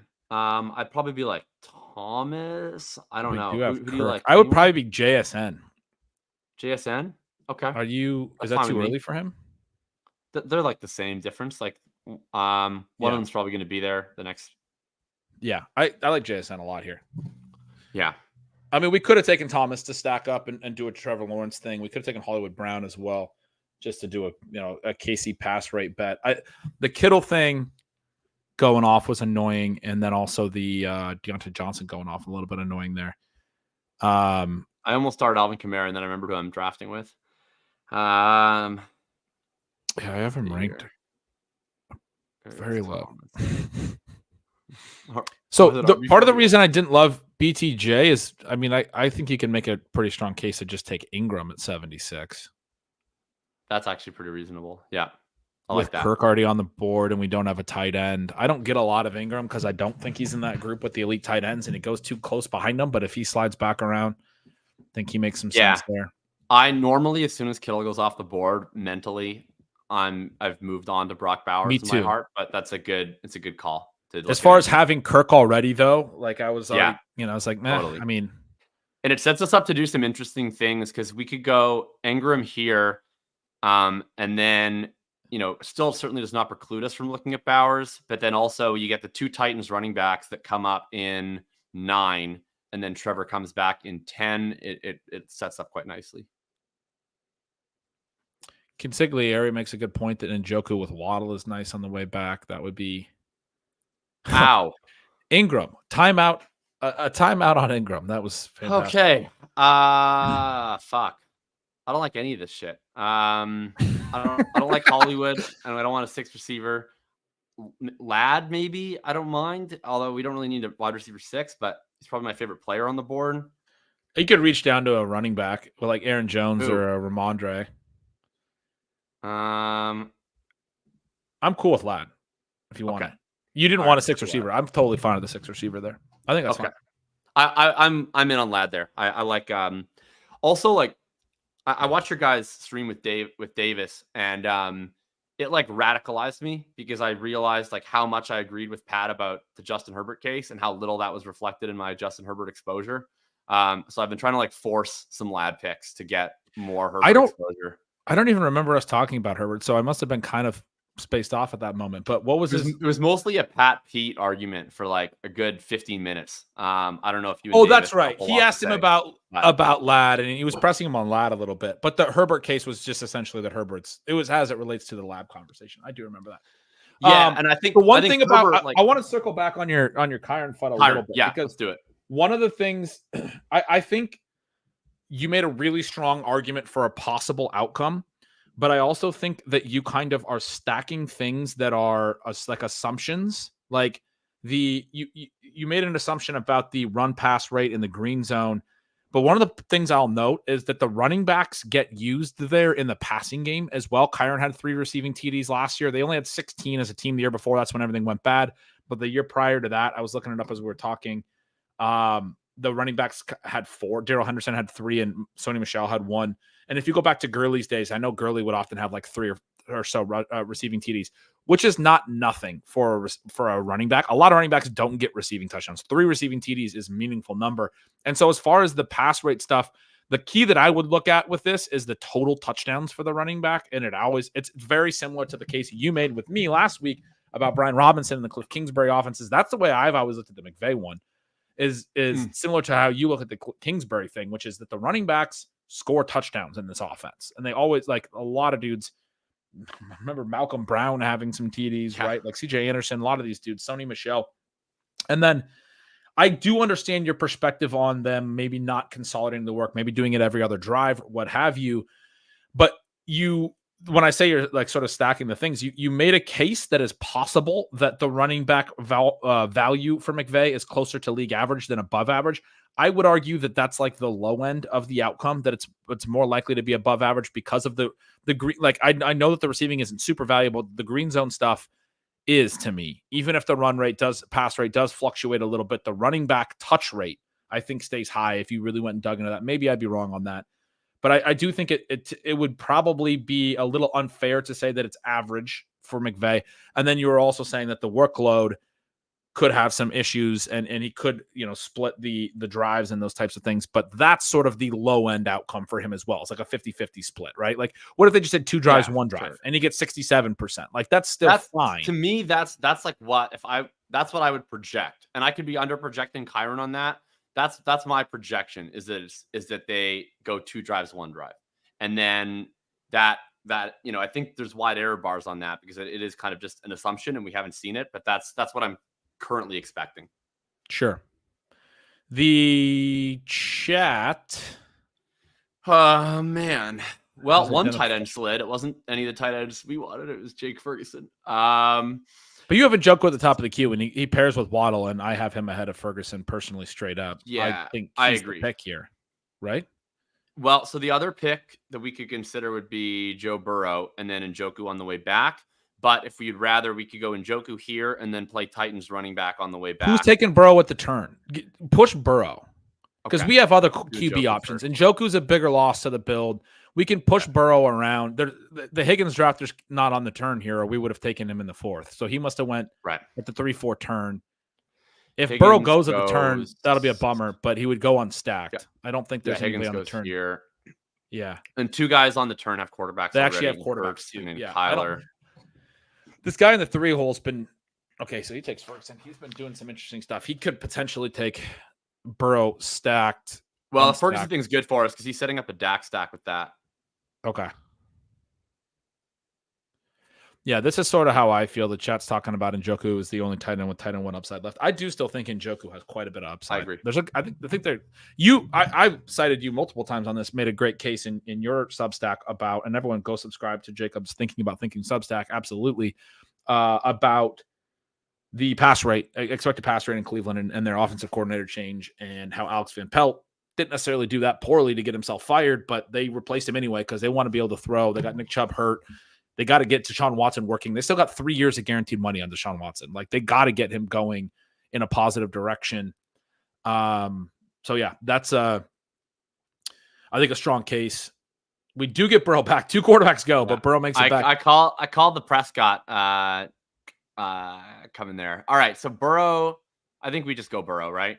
I'm very comfortable with that. Yeah, let's do it. All right, running back's gonna. I was gonna say I like your Spears in the queue. Is that tied to, it's tied to Jacksonville. Got it. I was like, that's tied to the Jacksonville thing, but we have other options. I mean, we're going to have a lot of shots at our secondary stack here because we have Tua as a possibility, we have Trevor as a possibility, and we have Herbert as a possibility. Yeah, that was a good turn, man. Because we didn't get the early tight end, but I feel great about getting Njoku and Burrow there. It sets up, we have a lot of options now for QB2, like you're saying. We have the 6 receivers already. We can hammer running back. They're going off quicker than you can start them. Yeah, exactly. Oh, man.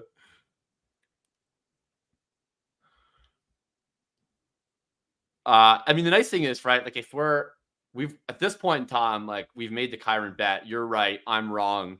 If that happens, then he's one of the most stable running backs available. So he's hopefully holding down one of those running back spots all 17 weeks. And we just got to rotate through the other guys. So that's right. I'm going to take this opportunity to once again say like and subscribe to the channel, trying to get the subscriber numbers up before week 1. Big push. They have not gone up during this video. So Jacob can't leave until we get to 2,000 subscribers. He's forced to stay on stream. No, I'm just kidding. I don't like to talk about the Sean Zero RB article in my content. I don't like to. It's you pay for RotoViz, you go read that. That's his centerpiece content. I will say that as far as this question, was I surprised with any of them? He does a 15 running back, 0 RB countdown. He's done it for years. He's had so many strong hits there, and it's not the guys that you typically think. I will say there was one that did surprise me in the first 5 that he did. The other 4 were not particularly surprising, and I recorded with him yesterday and asked him some questions about the rest of the list, and I was able to get 9 of the other 10. But there was another really surprising name coming up as well, at least to me, a little bit surprising. So there's if you're looking for surprising names, you definitely always need to read it. I'm always surprised by a couple, that's for sure. But also I podcast and draft with them a ton. So usually by this point, there's a lot of names that I'm aware of. I don't know that means that they're not gonna surprise you.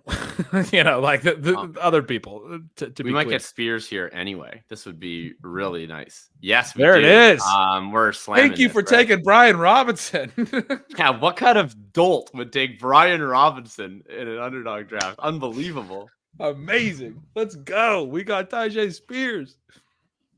Oh man, that was pretty nice to get all three of the guys that we wanted at the last turn. That's pretty great. Man, if we could even get Devin Singletary here. Never have I ever sweated Devin Singletary before, but he would really help this team out. Let's see here. Do you see anything else? If assuming Singletary goes, what's like a priority to you here? He went. Anything? Okay, he goes. So I do think Lawrence is pretty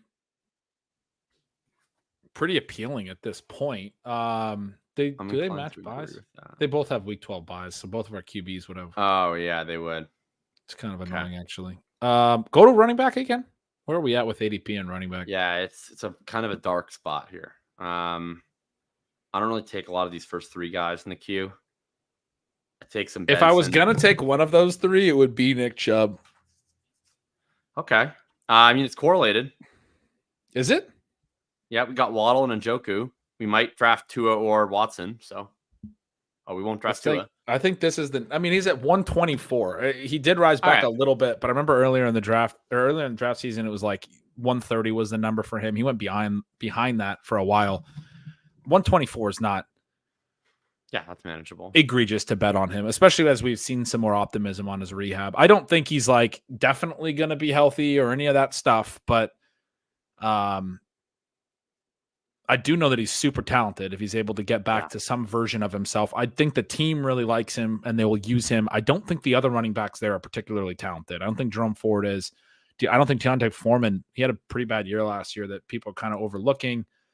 I think Chubb is going to be back in a pretty big role in the second half of the year this year, as long as he's healthy enough to do so. So kind of an intriguing 11th round play there, actually. And I like it here where we're going to probably draft. I'm expecting this team is either going to be a 2-6-7-3 or a 2-7-6-3, even possibly. So we're going to have, I think, a lot of volume at the running back position that we can make up for Nick Chubb in the early weeks, hopefully. I love the chat. We got Dom saying he's never been surprised at anything Siegel said. We got Tiger Upgut saying he forgot the player, but Sean once said that the only people that draft this guy are still subscribed to Netflix, which I remember I was like, wait, I'm still subscribed to Netflix, and it hit me hard. It hit me really hard. I wish I knew the player. That's one of the funniest comments I've heard. It was good. It was last year during our main event draft. He was on Ship Chasing. Oh man, I think it had to have been the main event draft because that was, I think, the last time I was on Ship Chasing with Sean. Because often when I miss, the guys will have him on as a guest, or that's what's happened the last couple times he's been on. If I have a week off, and I'm usually just like, you guys should have Sean on. Like, it makes sense. It's a good time to do it because I talk to Sean a lot anyway, so I don't need to like be on Ship Chasing when he's guesting. Anyway. Oh man, the Sean Siegel diss tracks are so funny to me because nobody like says mean things about a player in a more like mild-mannered and kind voice. So like when he decides to like diss a player, it's just so funny because he like says it in the most polite possible way, and yet you feel like that player is no longer draftable in a 200. It's fantastic. Like it's Sauce Edwards here said, question from me, operating under the assumption that Kyron is better than Corum or over Corum, but that Corum can do many of the Kyron Williams things. What would the organizational incentive be to play Kyron Williams at a super high snap rate? My answer to that would be that he's the incumbent, has already done it, has already shown the understanding of the backfield. It could shift over time if Blake Corum shows the ability to do all that stuff, but it's a trust thing with the coaching staff. We are on the clock here. Herbert makes sense, but is there someone worth pushing with Herbert? Only one of the teams behind us doesn't have a second quarterback, so it is, and they don't have any stack with Herbert. It's plausible to get him around. I don't know if there's any. I mean, it would probably be Sharbs, because we do have a JSN play, or it could be like Algier. But I don't. I mean, I also like. I have no problem with Sharbs, Algier, or Jalen Wright on the way back. So we could just do Herbert and then just figure out a running back on the way back. Yeah, I think that's right. Because there's even other running backs if those guys go, and at this point that we could. We lost out on Zeke, so I know that's tough to see. That hurt. These guys, this guy at the turns got 4 running backs and 4 receivers. I'm hoping gonna go receiver. And there's Charbonnet goes once. I would think this guy is double tapping receiver. I'm hoping. I like the Herbert pick there regardless, because I do think he's a strong pick, especially when we've already made the bet on McConkey. I think it makes a lot of sense. Will you click running back? Yeah, like Jaleel, Ray Davis, like dude. I mean, Braylon, Bucky, literally, like all Ray looked pretty good this week, hey, my guy. Great. Better. Oh, yeah. I'm in. I forgot you really like him, and you were talking to me, and I hadn't seen it yet. I saw it. I saw it there. I'm in on Ray Davis. That was fun. He looked great. Are you buying this Algier stuff? I'm not buying it at all. No, but I still. But he's like, I thought he was a good pick here all year, and I still do. But I don't. Yeah, I think he's a great handcuff. Scott Barrett tweeted some stuff from a beat reporter. That beat reporter responded, kind of clarified that Bijan would play a lot more in the passing game. But the point was that their rushing attempts would be very close. That's how it was last year under Arthur Smith. I don't think so. Man, I think that is. I would be very surprised still, even though they've talked a lot about using Algier.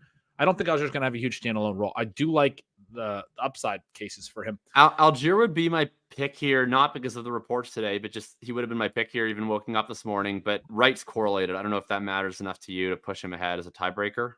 I think Wright would be my pick here. Okay, waking up this morning. I'm good with Wright. So if it is, I can do Wright. It's correlated pick here. I do like Wright a little more. So yeah, the correlated point is enough. Yeah, for me at least. Works for me. For you. Works for me. Maybe the one thing maybe we could have taken into consideration is like even if we don't buy that report, I think the odds are that Algier's ADP goes up regardless. Based on that report. But I don't know. I think those guys are about the same.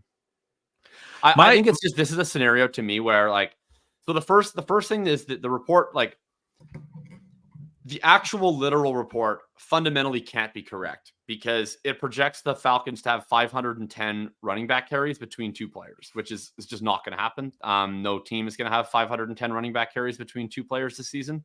Like you do the team level projections, like it's just not how the math works out. So the question is like, do they have the split right in the sense of, okay, scale this down, take 20 to 25% of the carries off. And now are we looking at 210 carries versus 190 carries on the year? Or is it more like, well, I think Bijan's going to have about 16 carries and we'll give the rest to Algier, in which case, like, I think most of that comes out of Algier. Or is he just kind of sticking his finger to the wind and seeing what's blowing? I think it's kind of the latter. I think it's probably a thing where like in training camp, Robinson comes from this McVay tree. They have been resting guys all throughout the preseason. They're big on keeping guys fresh. I would bet that they probably are rotating reps with the ones, like nearly 50-50 in training camp. Like that's just probably how they operate in that scenario. Yeah. And I don't know that tells you anything about how they're going to operate. It shouldn't tell you anything, in my opinion. I don't think that says a thing. I completely agree with this. I think we overdo the and Gibson here correlates, although I would have a hard time prioritizing him over Bucky, but he does correlate. I think we do the preseason usage and the practice usage and all that stuff is interesting, but you still have to consider like what it means when week 1 hits, man, what it means in the season. Like this gets back to let's make this pick first, but yeah, I would be. So Bucky made it.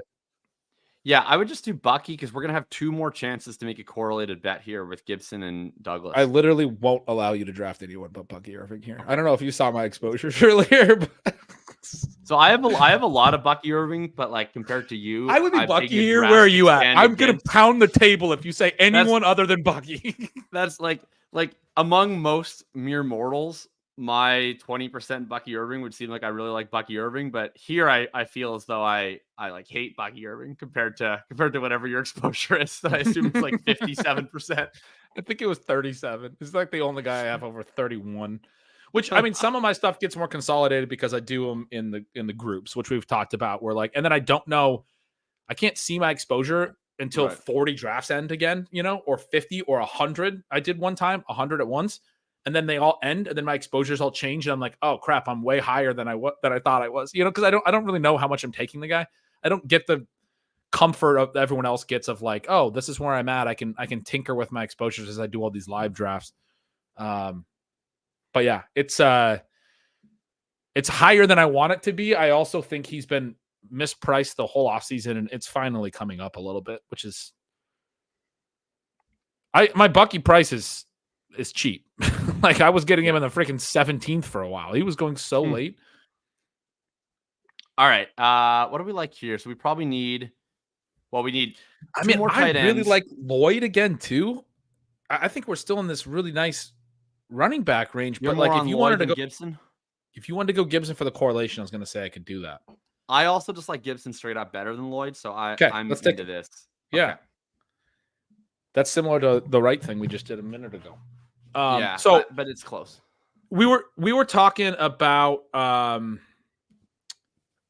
the off-season reports and some of that stuff, and I think the running back stuff is the most important. And I think people are just missing the boat on some of it. I mentioned it with the Kyron thing, and I just answered Sus Edwards' comment, and he said, "Word, the trust factor is definitely underrated." The point I would make there is like everything you've said about Blake Corum can be true, but they haven't used Blake Corum at all in the offseason. Like they've used him in practice, but they need Blake Corum to be what they already know Kyron Williams is. Which is bullish, I think, right? Overall. Like the fact that they were putting him on ice, we're not letting him play the preseason. Like, that's I think bullish. That's pretty bullish. But so is the interpretation that from week one, they're going to say he can do all the things that Kyron Williams already did last year, that he's going to be able to know all the assignments and do all the things we need him to do.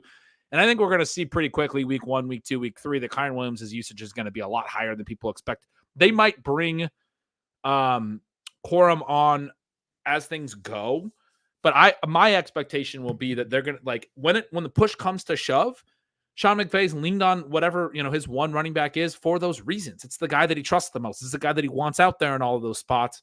I think he'll use Corum some, and he'll be developing him in season some, but I really think that we could see a big split there, not based on intention, but based on when push comes to shove, you do what you think is best. It's the same thing that I think is going to happen with Bijan and Algier. I think Algier's good, but if Bijan is ready for the year 2 season that they hope he has, they drafted him top 10 overall, man. They have organizational incentive to prove that top 10 running back pick was worthwhile as well.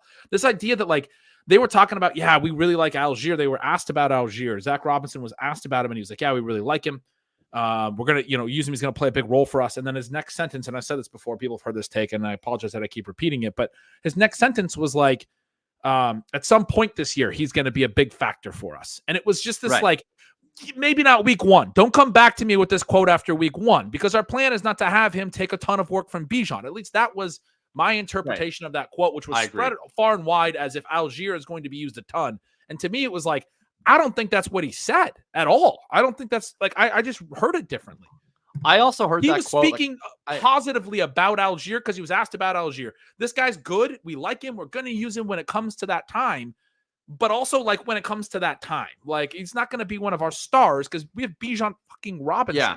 Ask him about Bijan. He'll tell you he's going to use him every snap because they speak favorably about everyone, I read that quote the same way that you did. And especially, what do you expect him to say? He was asked, hey, what do you think about Tyler Algier? He's not Dennis Allen, right? He wasn't going to say oh, that guy sucks. He's going to ride the pine. He was going to say what any coach is going to say about their player, which is yeah, we like him. He's going to have a role this year. That's what coaches say about their players when they're asked about their players, except for literally Dennis Allen.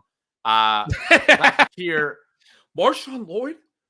I mean, we could do a 7th running back on this team. Are you comfortable with these as just a 6-pack of wide receivers, or do we feel like we need a 7th?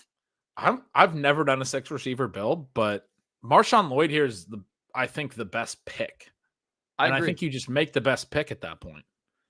We could do a 2-7-7-2 as well. We only have Njoku. You're thinking 3 tight end?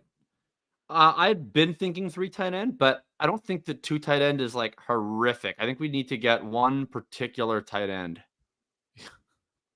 Make that work. I cannot believe that Marshawn Lloyd came all the way back there. 189 Marshawn Lloyd. AJ Dillon was hurt today too. So if that was, I mean, I think being worried about AJ Dillon is like kind of ridiculous anyway. But if people were, now they're both hurt. So Dillon, they basically let leave, and then he came back. Yeah. For like $1 million and with no guaranteed money. He might get cut. He didn't get. I mean, he basically had to come back and ask them to take him back, sort of a thing. Not to be that, you know. he has 167,000 in dead money. He got 1.1 million if he plays. That's the cap number, but like they can just cut him and take less than 200K in dead. Oh, Brendan Rice. I have not drafted him either, but he's starting out there. I mean, he's playing. He is playing. Right, this is like clearly Juwan, right? Yes. Once I saw that he was still there, and you said the specific tight end, I was like, you know, I would have taken him over Marshawn Lloyd, even though I think it's crazy that Marshawn Lloyd made it back. Because Juwan, I've said this a bunch of times, to me is so underpriced to the extent that he's the single tight end late that makes the 2 tight end structure work, because he should be like a 13th round pick. Yeah, exactly. I was just gonna say the same thing. Like Juwan Johnson is just an extra roster spot in human form, because he makes 2 tight end teams that you're drafting at the cost of 3 tight end teams. Like he's not actually that good, but he's like plausibly the number 2 target on the Saints, and he's just there at the end of draft in an area where they need, and he's no longer hurt. Like in an area where they need targets, because Michael Thomas, people don't realize, played 10 games last year, got 60 plus targets in the short to intermediate range, and then after he was gone, Juwan Johnson from then on saw a meaningfully bigger role in that exact space after Thomas got hurt. Yeah, they need somebody there still, like Olave. That's a big reason why I like Olave. Could come down and see more work in that range, but Thomas has vacated a bunch of those targets. I mean, Alvin Kamara got a ton of dump offs last year as a result of this same concept. Like, somebody's got to get these underneath Derek Carr looks. Juwan Johnson has seen his targets per out run. They were really weak his first 2 years. Rise multiple percentage points in year 3, rise multiple percentage points in year 4. Last year, I'm pretty solid for a tight end. Like, I think it was 18 point something percent. I think there's a good chance he rises again up towards 20. Used to play wide receiver, late developer because he switched to tight end. There's a million reasons why you'd be like, okay, I'm seeing the gains in the peripherals. I'm seeing the team usage. I'm seeing and they're committed to him. They like him a lot. I'm seeing there was a lot of camp buzz on him last summer, right? And I wasn't in on it yet because his toughest route run was 15, but then it got to 18. And now it's like, okay, well, now we saw another year of development for, again, a late blooming tight end. It's like a late career. Right. He's a converted player, right? Didn't even play tight end in college. Had to convert to tight end, super athletic guy. Like, this is the position, and it's the archetype of player at the position that you expect to see this longer, more gradual curve. Elevation. Yeah. I do not understand how he goes in the 17th round. It doesn't mean he's definitely it's because he didn't go in the 17th round. He got hurt. He's no longer hurt, but people have just been like, well, we've been drafting in the 17th round all year. So. Right. He got removed from the pup yesterday. Like, if you can still get him in the 17th round, that is wild. Yeah, he should be going, to me, like right behind like Luke Musgrave. Yeah. Yep. I think that's where I have him ranked. That's like exactly, and that's like considering some ADP stuff. Oh my God, Estime is the clear pick. DJ Chark, dude. Like, I mean, if you were going to take Brendan Rice, DJ Chark's viable, right? Well, he's got a hamstring injury, doesn't he? I don't know. Throw him in the queue and let's keep looking. Okay. Who else do you like here? It's probably a receiver, Naylor. right? I know he's not. Okay. Oh, we got Lloyd Naylor. There's a correlation. Have you ever felt better about anything in your life than you feel about our $500 shares of Jalen Naylor? Because I don't think, like, I'm so excited about Jalen Naylor now that we got him on that team. Incredible. I don't even remember what that build was, but that was a blast. It was a 2-6-8-2 with the Derek Carr, Juwan Johnson second stack, because he wouldn't let me take Drake May. We have Jalen Hurts and AJ Brown. And then literally the next day I was writing, I wouldn't let Jakob Sanderson take Drake May yesterday, but he played really good in the preseason game last night, and now I think it's fine. And more importantly, Jacoby Brissett played like total ass. No, I mean, I actually did right. I still think it would be an issue on a $500 2 QB build with Jalen Hurts. Like, that was the week 5 buy was the real issue. It is. So you've been reading into the Drake May negative coach speak. Are you reading One-Eyed into Jack Productions with Naylor? Maybe after a few more beers in the chat is one? anyway. You got one more draft in you today or not? What's up? Yeah, let's do it for sure. I mean, we're still right. only at 1.89K subscribers on YouTube. I just went and looked, and I'm like, people are not hitting the subscribe button on the YouTube to at least get me to 1.9K today. I was, dreaming that we'd get all the way to 2K and during this stream. So go subscribe to the YouTube, or Jacob, who's going to get a beer, is going to have to do 17 more drafts with me. Look at that. We just went to 1.9K. Somebody went and subscribed. I just hit refresh. Good work. Good work, chat. Now you get another beer as a prize. If you guys don't subscribe to Ben's channel, I'm gonna have to keep drafting, and I have 2 very cute 9 and 10-year-old nieces coming to watch Mary Poppins Under the Stars with me tonight, and I don't get to hang out with them if they're out here. We are not selling it though because they do want us to keep drafting. There we go. We got Thomas the Fodgather. He said, I subbed. You're welcome. I appreciate you, Thomas. You are the best of us. You went and did it when called upon. That's a big moment. Big moment of podcasting history right there. You are. It got me to 1.9K subscribers on the channel. I'm no longer cursing you with these shitty draft slots. We got a 1-4 already. We're getting a 1-6 here. This is substantial improvement. This is great. I like the 1-6 for sure. Yeah, why does the chat hate children? Consigliere with the important questions in the chat. Yeah, exactly. 106 is going to be interesting because I don't think it's Amon-Ra for me. Where are you at on that? I just had put Amon-Ra there because I thought it was going to be Amon-Ra for you, but for me it's Breece Hall. I know you're Bijan over Breece Hall, and I don't feel that strongly about it either. But I'm like, I've been kind of randomizing them. Like I would say my 1-6, I go like Breece 45% of the time, Bijan, like I don't know how I'm going to make the math actually line up here, but whatever. I go Breece slightly more than Bijan and Bijan slightly more than Amon-Ra.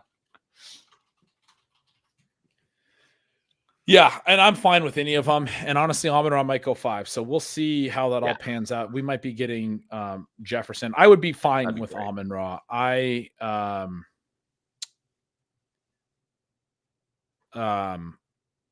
me check my exposures here. Let's see. This has been one where like I've been trying to intentionally keep my Breece and Bijan exposures pretty similar. Like in a perfect world, I want like 9% Breece and like 7% Bijan. Like I want those two to be pretty close together. Right now I have like 14% Bijan and 2% Breece or something. Which is not that extreme. It's because I do a lot of high stake stuff, and I knew that my buddies were going to want Breece. We've taken Breece, and I think I have 2 main event Breeces already. Yeah, so, I got a main event Breece. Amon-Ra goes. This is a Jefferson. Let's take team, Jefferson. Right? Yeah. I don't have a problem with the big exposures in part because I play so much high stakes that like you have to every time you take a guy in high stakes, you're very exposed to him. It's just the reality. Like you have to be comfortable with that. I like the big exposures. I just like don't have a strong take about those particular 2 running backs. Like I just really think it's close, and so I just have been going kind of. Like, I just feel like it would. Like I really do feel 55-45 about it, and so I would. And I mean, I don't have that strong of a take even about like Jefferson versus Amon-Ra in the sense that it's easy for me to see Amon-Ra outscoring him, but I'm very sure that I like Jefferson more. I'm not very sure that I'm going to be right about it, but I'm very sure that I like Jefferson more than him. I'm like very minimally sure that I like Breece Hall more than Bijan Robinson. Sure. So the way I just said, I don't have an extreme stance either on it, even though what the hell? See, we got Joe Mixon at the 109. Oh, God damn it. That's going to get thrown out. The reason I don't have very much Breece Hall is when I get to the point where I want to consider Breece Hall. Like I was just taking Bijan over Breece because I did feel like strong enough to do that, especially in best ball because I wanted to get exposure to Atlanta teams. Yeah. And then when I got to Breece, I was like, well, if I'm going to make a bet on Aaron Rodgers in a best ball draft, then I'll just take Garrett Wilson. And I was just taking Wilson over Breece for a long time. It's like, all right, well, I'm playing the Jets through the passing game because then I could actually stack with some Rodgers later. And And so, yeah, for a while there, I was essentially just because of the structure and like I had no issue with us taking Brees reasonably high in a main event. Our first main event. I was like, all right, great, let's do it. And Bijan had gone like 4th, and we took him at 6th. But like in that context, it's different. You're not stacking. It's not, or you're not necessarily like going to be stacking. You're not necessarily building it. And the way that I look at like my whole best ball portfolio is like just part of my fantasy exposure and a small part of it, right? Like it's like, okay, well in best ball, I don't have a lot of exposure to Brees teams. And if Brees is really good, then I'm going to hit in some of these other places where I built these anchor running back main event teams. It's not going to be a great best ball year for me if that happens. I do have more than 2%. I got Brees already in. I've had 4 of my high stakes drafts in, and I got Brees in 2 of the 4 already, including the main event. So, hopeful it'll be a big Brees here. I'm a little jealous of the 110 here, aren't you? That they got AJ Brown and Puka. Yeah, I mean Puka's been sliding in some of these. The 112 got Garrett Wilson in this draft. You could have got Garrett Wilson Puka at the 112, but he went Harrison. I like that a lot more. Yeah. Okay, interesting spot here. So we have Jefferson at the 101, and we got my top guy is Nico, but I don't have a lot of conviction. I like London too. I don't know if there's a guy. I like Achan as well. I would be London, but I'm right with London. I'm okay with the Nico stuff, but isn't the London ADP sort of a tiebreaker? There's not going to be a lot of Jefferson London out there because Jefferson also goes higher than 6 sometimes. Jefferson London to me, like that's got to be a pretty unique stack, man. We got London at 19. Low. So the guy who took Mixon also took Taylor? What the hell? Yeah, I mean, at least Taylor's like a pick that won't get your draft thrown out. So I'm just hoping he keeps it inside the lines here the rest of the way. We got number 11's living a little with the Barkley Gibbs. Number 9 is living a lot.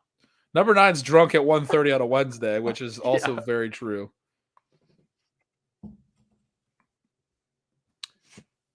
I mean, hey, if our Bulldog with MVS in the 6th round didn't get thrown out, I think our Joe Mixon in the 1st is probably safe.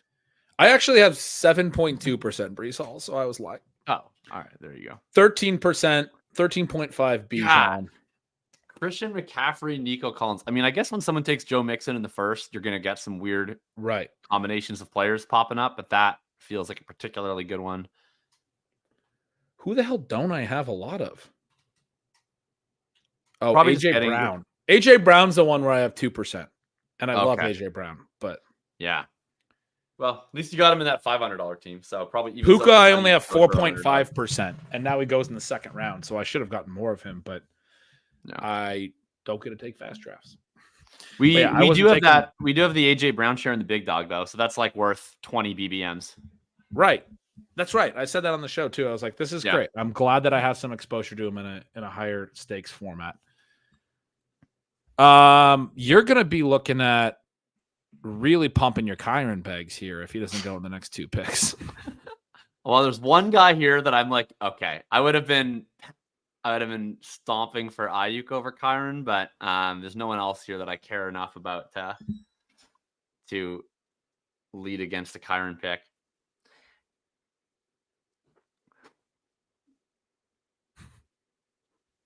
But I am hoping that Kyron goes. I mean, my other picks would be I like Diggs or Metcalf if you didn't want to take a running back here, but I mean, I think we just got to do it, I guess. Because I mean, we took Kyron. We took Kyron last time in the 3rd. We took Kyron last time in the 3rd, and we still wound up getting 6 receivers through 7. So with the way, and we already have a Mixon off in the 1st round. Like I think it just unfortunately makes a lot of sense to make the Kyron Williams pick there. 9 draft would be killing it and stuffed inside the 5 leagues. I don't think Mixon's family would do that. Tough. Ah, man. Yeah, that's true consigliere. Nico was going at the 2-3 turn at the beginning of the offseason, and it feels like a long time ago now. But I remember the Nico Diggs 2-3 turn with Stroud 4-5 turn stacks that you had to take early in the offseason. And I still think that that's actually fine. The closing line value on that's obviously horrible, but I still think that that's closer to their efficient prices than their current prices. It's so weird that Stroud fell in the 5th, then fell in the 6th, then fell in the 7th. Like, I got a like, pick all right. 91 CJ Stroud yesterday, That's so stacked with Diggs. stupid. Yeah, it was great. It doesn't make any sense. Yeah, It's great though, because I've been telling you I have not wanted exposure to the elite QBs very much.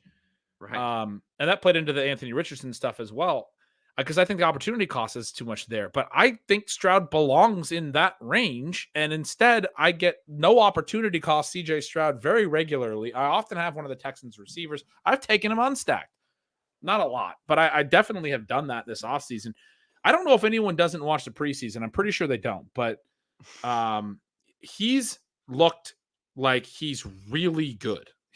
like he was last year. I talked about it on He's just Peyton Manning again. We have Peyton Manning back in our lives. That's exactly it, man. I talked about it on Stealing Bananas this week. And like the thing in the preseason that was crazy to me is they got an interception. They were down at the 1 yard line. I'll tell the rest of the story in a sec because we're almost up. We're just looking at receiver here in the 4th. Yeah, two guys I love here, so I'd be happy with either of them. One of them goes. I would be T. Higgins here. Yeah. This is another one where I wouldn't allow you to take anyone else. T. Higgins is apparently ripping up camp. Everyone's saying he's going to have the best year of his career. He's the same bet as he was in the late 2nd last year, but we get him in the 4th. It's just silly. Yep.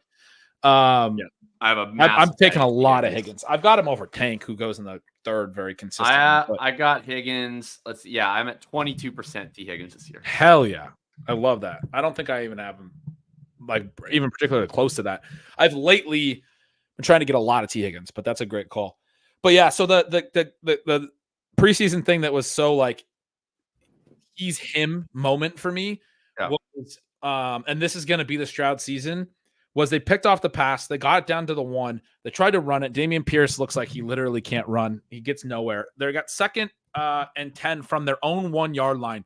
They go shotgun 5 wide. No running back, no tight end. He's in his own end zone. He can't backpedal. It's going to be a safety. It's like, what the hell are you doing? I wouldn't even do this in Madden. Like, I wouldn't do this in game football. Like, what are you thinking? And they just go ahead and read it out from your own end zone.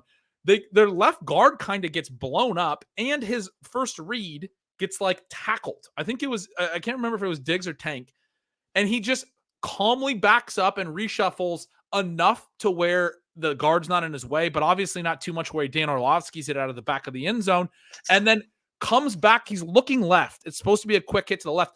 Comes back to Dalton Schultz, who's running an in-breaking route from the slot right, basically, or inline right, and just hits him.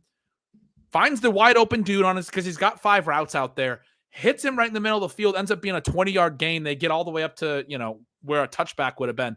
And you're like, this dude, you put him shotgun 5 wide out of his own end zone and make him go through a progression, and he'll do it, and he'll pick. And I understand it's a preseason defense. It's not like the hardest thing in the world. But even as his pocket got pushed back into him and he had to reset his feet, all the calm in the world. He's so good. We almost got a mid-5th Jalen Hurts, which would have been like just an insane thing that would have happened. We don't get that, which is fine. I'm probably Andrews here, but I know that you don't like him. Okay. No. This is a perfectly cromulent Andrews pick. I'm very okay with it. Very okay with it. I've also said that to troll you here. I know all day you've been dealing with people taking your nuanced takes as being very binary takes. So I wanted to make sure to present for the world that you really hate Mark Andrews personally.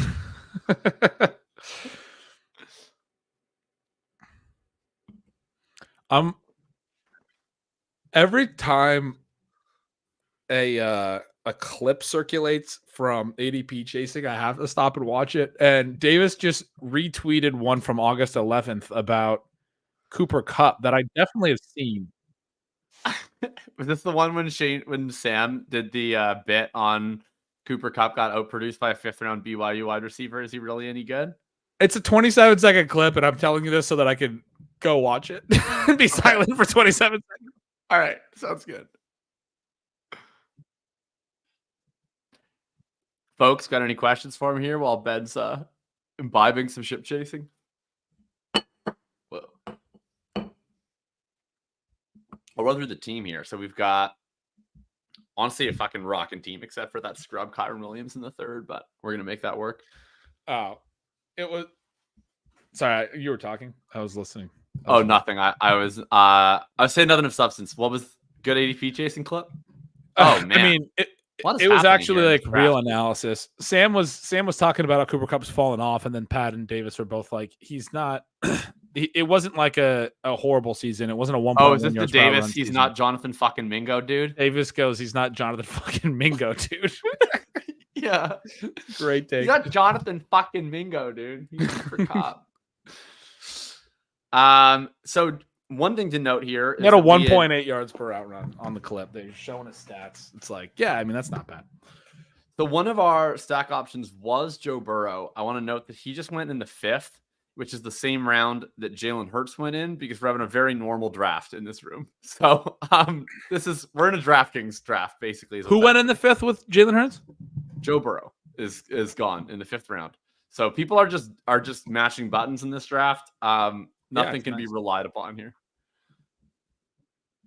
Yeah, imagine not subscribing to ADP chasing, to thinking about thinking, and to this YouTube channel that you're currently watching called Stealing Signals.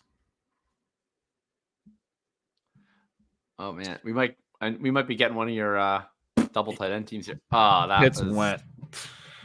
I would have been super into Pitts there with London. I'm still mildly into Kittle, or we could reach down and grab one of Thomas or JSN.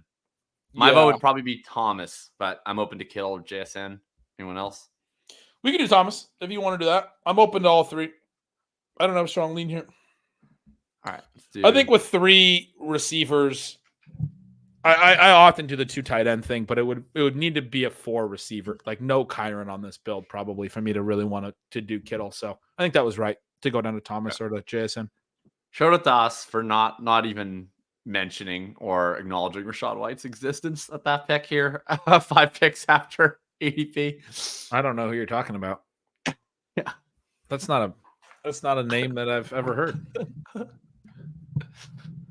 Oh man. Yeah, the Jonathan Mingo clip was funny. We had the Cooper Kupp discussion, I think, last time. He's been a guy I've not been super into, but him and Kyron both, I don't know, maybe I've just been bullied enough by big Rams that I've been mixing them into my little puppy threes here, getting my exposure from a 2% sheet to a 4% towel or whatever it is. Blanket. I should know this. This is my bit. Blanket. 1 bit at a time. 4% exposure blanket, 2% sheet, 1% bath towel. Beach towel, yeah. Yeah.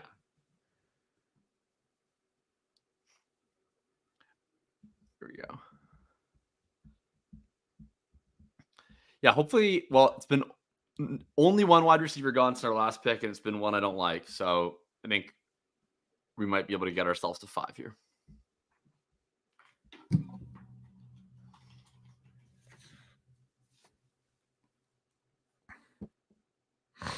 Consigliere says we should be taking more Rachaad White if we don't think Bucky is the second coming. And I think we do think Bucky is the second coming. That is the answer to that.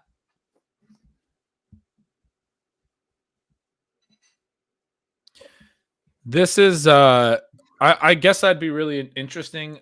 Really interested. 16% quilt, 0.5% carpet sample. You guys are killing me. Carpet sample. I would be really interested in this take because I really like Reeves' analysis. Yeah. I have a feeling that it wouldn't convince me that we need to be taking more. That's essentially what I'll say. Yeah, we're on the clock here again. My pick is Lab, but I got him last time, so I'm not going to force you to do it again if you have someone else you like. I kind of think Hollywood's a nice pick at this price now. Like Kansas City's pass game is still a really good pass game to have exposure to. Works for me. We got Lab last time, so I'm in on him here when you don't get Rice, especially. Like we had Rice last time, so whatever. But if you don't get Rice or Worthy, you want pieces of Kansas City's passing game. Yeah. That was part of my take with the Jalen Wright thing, too, is I think the Dolphins running backs collectively are just mispriced. And if you don't have Achane or Raheem Mostert on your team, I do think you're thinking that like there's some funny stuff that happens, and all of that stuff benefits Jalen Wright. Because like there's a lot of scenarios where like Mostert is just way too cheap if he's anything like he was last year, or if he's not, then Achan's probably a monster. So For sure. Siglieri thinks Bucky is awful. So there you go. I don't agree with that take. I mean, I could see Bucky being not like fast and big enough to make it as an NFL lead back, but I don't know. I watched a lot of Bucky in college, and in terms of just like, does this guy know how to play running back? I'm very confident that he knows how to play running back. Like, very, very good decision maker, agile dude, reads the field quickly. It's just a matter of whether, smaller, slower guy can hack it and level up. But I think he's a pretty high floor prospect personally. I like that. Tyler said he missed a majority of this. Do I post audio anywhere? I do on Spotify and Apple. Stealing Signals. It's got the logo. You'll find it there. I was going to say that Sean Tucker is having a really good camp as well. And it's possible in year 2 that he's decent, but he looked good in the preseason a little bit. Mostert goes there. I have a bunch of correlated running backs at the front of that I've just starred. I'm also always able to be talked into Bowers. We also don't have that many stack options, so I think Jaden Daniels is a play on this team. All right, you got like 6 seconds. What do you want to do? I'd be Warren or Daniels. You can just say Warren. Name. All right. Warren is falling though with the hamstring. Like, it's true. But Tomlin came out today, said it's not a big deal. So hopefully he'll be there week 1. Tyler said, hi, handsome Jacob. Oh, thanks, Tyler. I miss you, buddy. Beautiful man. These two are adorable. Sharing cowboy hats, all sorts of stuff. Oh, man. That was great. Tyler, that was the first time I think I had worn a cowboy hat in public was borrowing yours. I had to go get my own this year down at Stampede. Didn't quite have the same sentimental value, that's for sure. Apparently our pick was insane, so that's tough. What pick was insane? Warren over Daniels was apparently insane. Maybe true. We'll find out. But yeah, I mean, we have a lot of Daniels already. It's not, an extreme take, I think, for either of us. But I saw that you had your Titans backs way up there in the queue again. Obviously very into that. I've gotten more into it, as I've told you. We could do that, but because we have. Did we take? I just make a habit of starring every when I get in that spot where I have where it's clearly the running back range. I just star every correlated running back, so it's not necessarily got it. So we had Higgins and we had BTJ and we had Brown, so I went and starred Warren, Javonte. Man, so I was going to convince you that we have to take Javonte, and then he goes, and then Brock Bowers goes. So you can. Yeah, I wanted Javonte. I would have been Javonte. You could take your stupid Tony Pollard pick. Well, we're not going to do Tony fucking Pollard. We're going to do Tyjae Spears, right? Oh, I thought you still really like Tony Pollard. He's got the juice, man. He's back. Do you want Pollard? I mean, I'd take a lot more Tyjae Spears. So, yes, Spears is fine. It's just that, if they're both on the board, I do think Pollard's probably the lead back. And I thought he looked good in the preseason. I thought you liked him. So I was like, all right, well, we'll get a share of Tony Pollard here. But I think you convinced me to take him on my drunk stream, right? Or no? When did you convince me to take him? Probably did just you once. One of my slow drafts. I don't know if I convinced you to take Tony Pollard. Oh, maybe the chat was convincing me during my. But I got exposure to a bunch of players that I didn't otherwise have anywhere during my one drunk stream after a golf tournament a while back. And Karain was the guy who jumped on that one, but he got me to take a share of Zeke. What were you guys doing to me? I watched half an hour of that, and I did catch you clicking Brian Robinson once because someone said you have to make the next pick on the basis of who has the most dog. and then you had to take the guy who survived being shot. So I took him too. And Pollard, I was right in that range on all my slows, and then I got all these running backs I never take. I'm gonna be wrong about. I have him on one team. I do take Pollard. Let me pull it up here. So I have a lot of Titans backs exposure. I'm 19% Tyjae Spears. I'm 9% Tony Pollard. There you go. You're really into that backfield. I think Will Levis is dog shit, but it might not matter for the checkdowns. It seems like there's going to be plenty of them. That's what I saw in the preseason was he still can't read out anything downfield, but all the touches went to the running back, so that was great. In their week 1 game, Malik Willis started their week 2 game. Wicks is gone. Excuse me.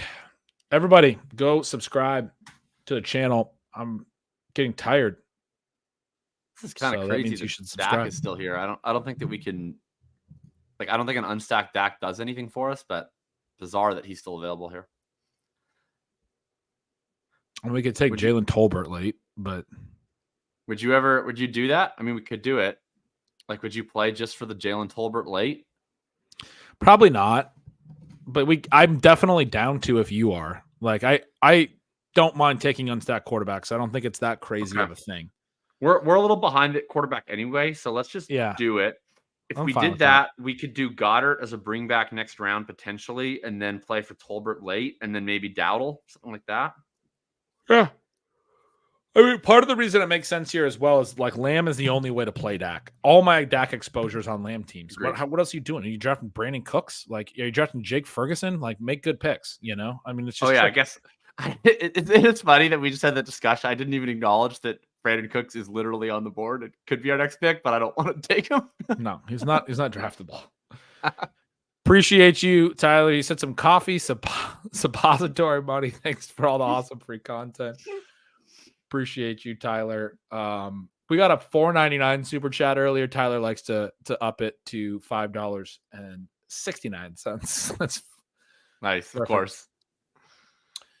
I'm really sorry, Tyler. I wish I would see you in Vegas this year. I won't be in Vegas this year because I am officiating a wedding the next weekend, and I just could not make both 2 weekends in a row work with work because I got to fly back to Winnipeg for the wedding. So I will sadly have to take a rain check year on Vegas, Tyler, but I hope to see your beautiful face soon. You aren't going to be in Vegas? I know, it is a bummer. I very much wish that I'm going to put Brandon Cooks here in the queue just to troll you, but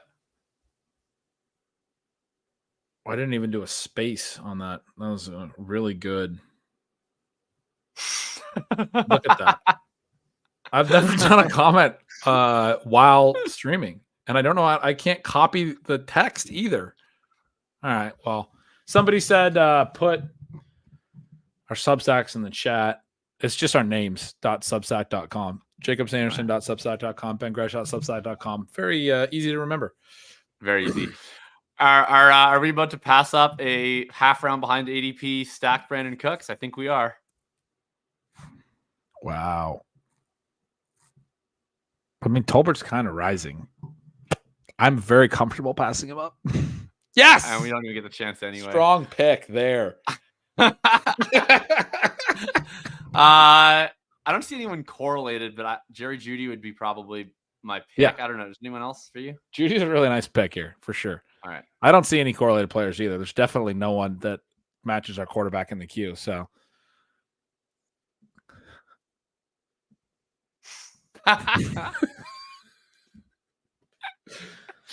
you take the star method as me wanting certain things.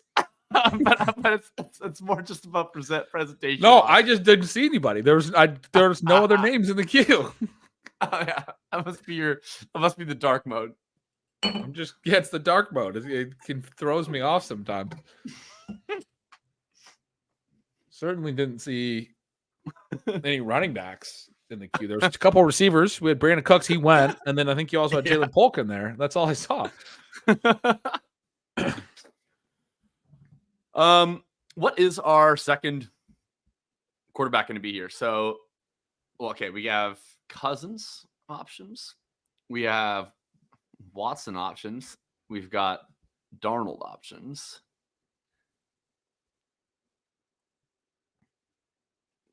Yeah, that's it, basically. I mean, I guess we could do Will Levis with Spears if we really want to make Ben upset here.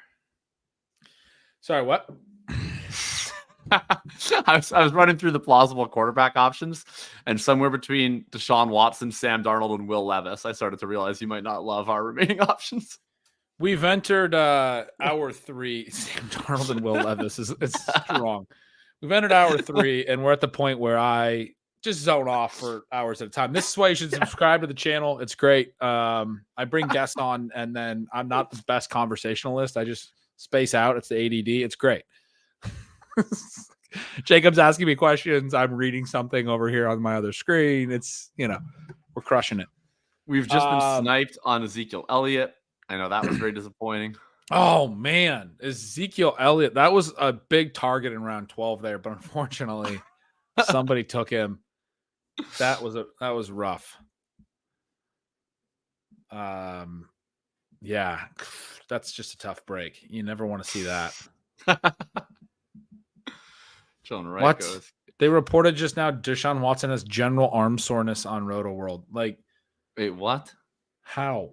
What? How is he still having? Oh man, everything I thought I knew about the Browns is done. I've actually drafted a decent amount of Deshaun Watson because of the pass stuff. But like, I'm very aware that he can just suck. Yeah, it's well. Here's the thing though, like if you draft Watson, it's dead. But like, if you just draft a bunch of Browns and Watson can't play, like it's Jameis. Like that's fine. Yeah, that's true. It's a good point. Jameis wouldn't be bad for the receivers. Jameis like sucks at football, but like he can do like a slightly better version of the Flacco fraud. Oh man, Cousins goes. That was really our only good like primary stacking option remaining. We don't even need a queue anymore. What do you think, Chandler here? Maybe. Yeah, I'm good with Chandler here. All right. What are the running backs? Will you click running back real quick before you? Yeah, I'm good, Chandler here. Algier, Chuba, Jaleel for the audio listeners. For Tyler later. For the Sam Darnold double stack. That's what you're doing. All right, we can take Darnold. I don't care. We got to get Jalen Tolbert in the queue though. We got to take him. Oh yeah, because we don't have anyone else. And I don't know how early we got to take him at this point. Tolbert is going to fucking him. 170 now. Jesus Christ! I know he's like a 15th round pick, pretty quick here. Dom, what you warned me about Deshaun Watson? Bad, right? Okay.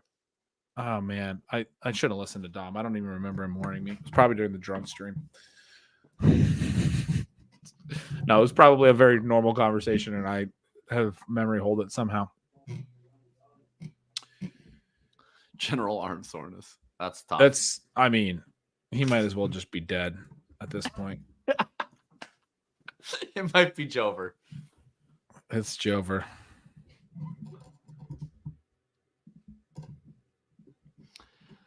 All right. So 1461. Let's lock in here. Are we doing 3 quarterbacks here? Or are we doing 2 quarterbacks here? I mean, depends if we get Sam Darnold. Well, I think Darnold. Damn, Dom. I don't remember this at all. His shoulder injury is quite rare, and the TLDR is basically locked to have issues with it for life. Okay. Sounds terrible. That's not good. I don't like that. I didn't know that. I wish I didn't know that either. I mean, you probably told me that. I vaguely remember you telling me it was rare. I don't remember basically a locked to have issues with it for life. That sounds. Yeah. I mean, the Browns has so much guaranteed money into him still for, I think it's 3 more years of this shit. So that's, oof. I definitely would not take Demario Douglas over Jalen Tolbert at this point. You put him at the top of the queue. Okay. I mean, I just would take Tolbert 20 for the picks stack. ahead of ADP. No, but I'm saying like if we're going to take a receiver in the 13th, it would be Tolbert. I'd probably take a different position. Yeah. Okay. So I'm just trying to think like who the hell our other stacks are going to be, right? Because Watson's gone. Stafford and Levis are stacked with running backs, and Tolbert's already really weak. So I'm trying to set something else up here. We could do Musgrave as a bring back tight end, maybe with setting up our Darnold. Let's just get that done. Let's check something else off. Okay. So let's do Musgrave here. Yeah, because I do think we're going to need to overdraft Tolbert maybe next round, and then overdraft Darnold maybe the round after that. Okay.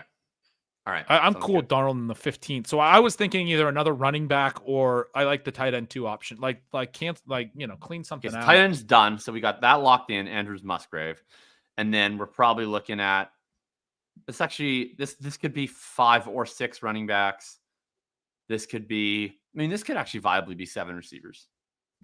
This is like fantastic.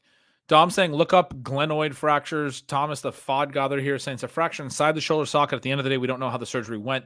I think they would have kept Flacco if they had any worries. I will point out that they brought in both Jameis Winston and Tyler Huntley, who's been a good backup for the Ravens.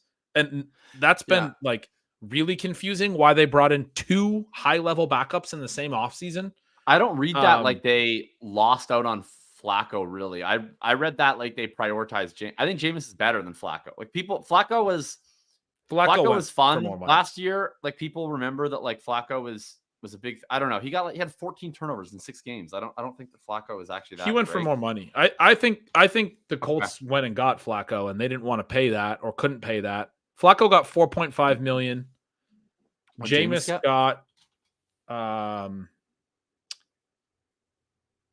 his cap number is only $1.7 million this year because he has 4 void years after that. So they gave him $4 million, but they did it as a 5-year deal with 4 void years. So his cap number is way lower. Okay. The Browns. I remember looking at this earlier. All these contracts, the Browns are like crazy with that stuff. And then Tyler Huntley, they got for a 1.1 cap number. So they got both for a lot lower cap number than Flacco, who's just a 1-year $5 million or $4.5 million cap. That is notable. I think there was a little bit of a contract issue there, but they still went out and were like, we have to address QB2 for sure. And QB3. Yeah, so I think 7 picks ahead of ADP. Jalen Tolbert. I want you to do my research for me, Dom. I didn't listen to it when you last tried to tell me about it.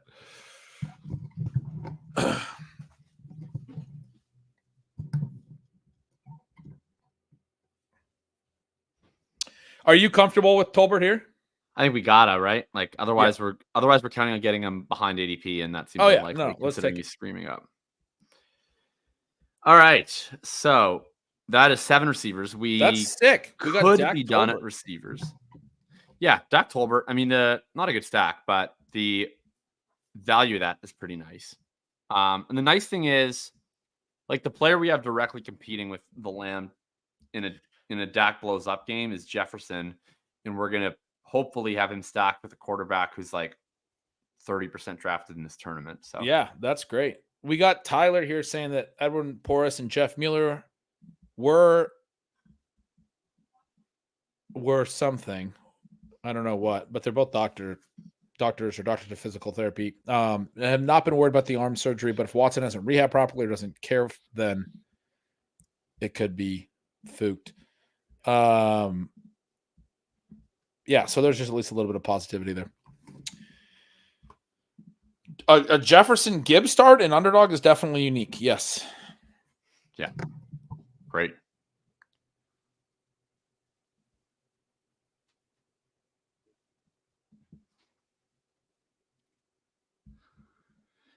ML Ben does not think that team is scary because he thinks Anthony Richardson's the worst quarterback to ever touch a football field.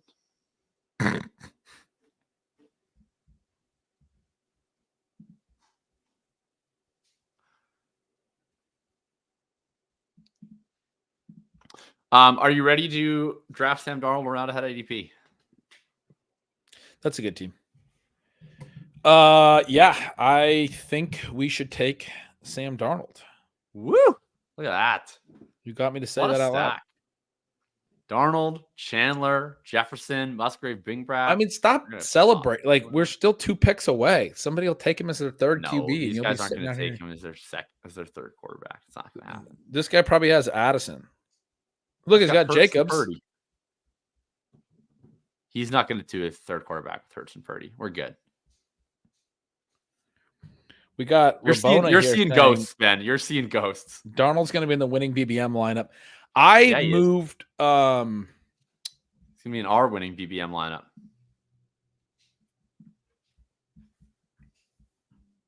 Dom said surgery could have went well, and also his shoulder will be prone to re-injury for the rest of his career. Sick.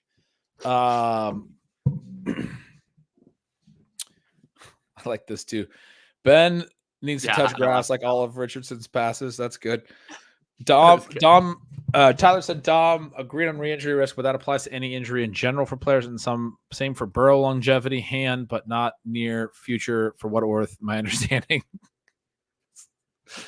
I'm just enjoying you guys chatting through the risks and everything in the chat. I was just gonna say something about the Darnold thing. I wrote up. I'm writing up my wide receiver tiers this morning. I was writing it before the stream started, a little late. As a result, those are gonna come out later.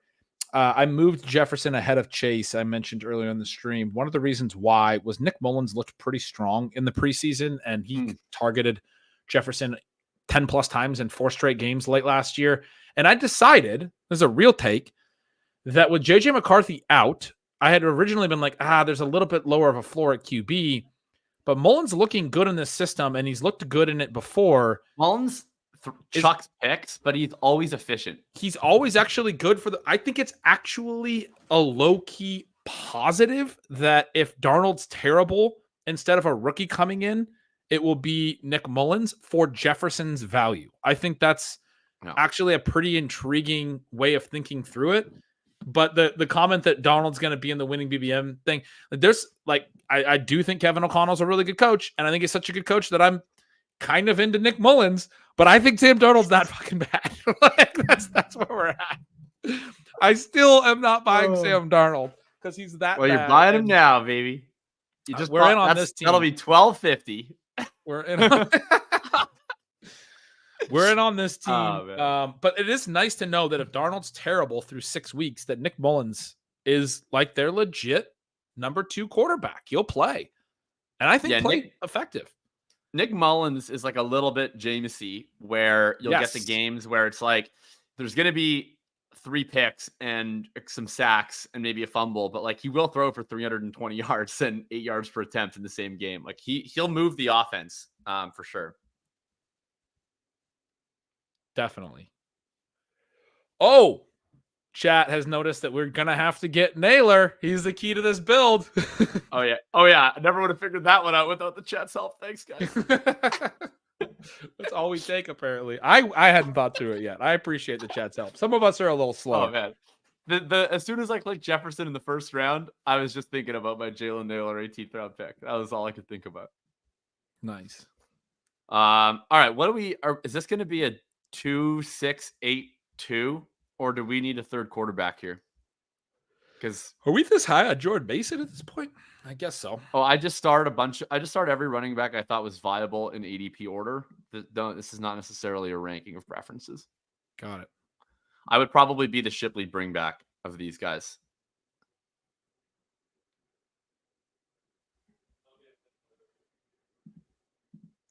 Do you have a guy here? I mean, I'm probably estimate just because of the Denver backfield and like even considering the bring back aspect, which I do think is notable. Do we have a Denver running back on this build? Nope. Yeah, I mean, are you cool with that? Yeah, of course. Yeah, I have like 20%. Yeah, let's take Estime. I think I've just kind of moved, not like for any reason that I don't like Estime, just I've taken so much Estime that I'm gonna have a big pile of him, and then I really like Shipley as well. So I've kind of moved what were usually my locked in Estime picks to locked in Shipley picks just to get Shipley exposure, but I still very much like Estime. I don't know if there's any other viable running backs here. It's not seeing a lot.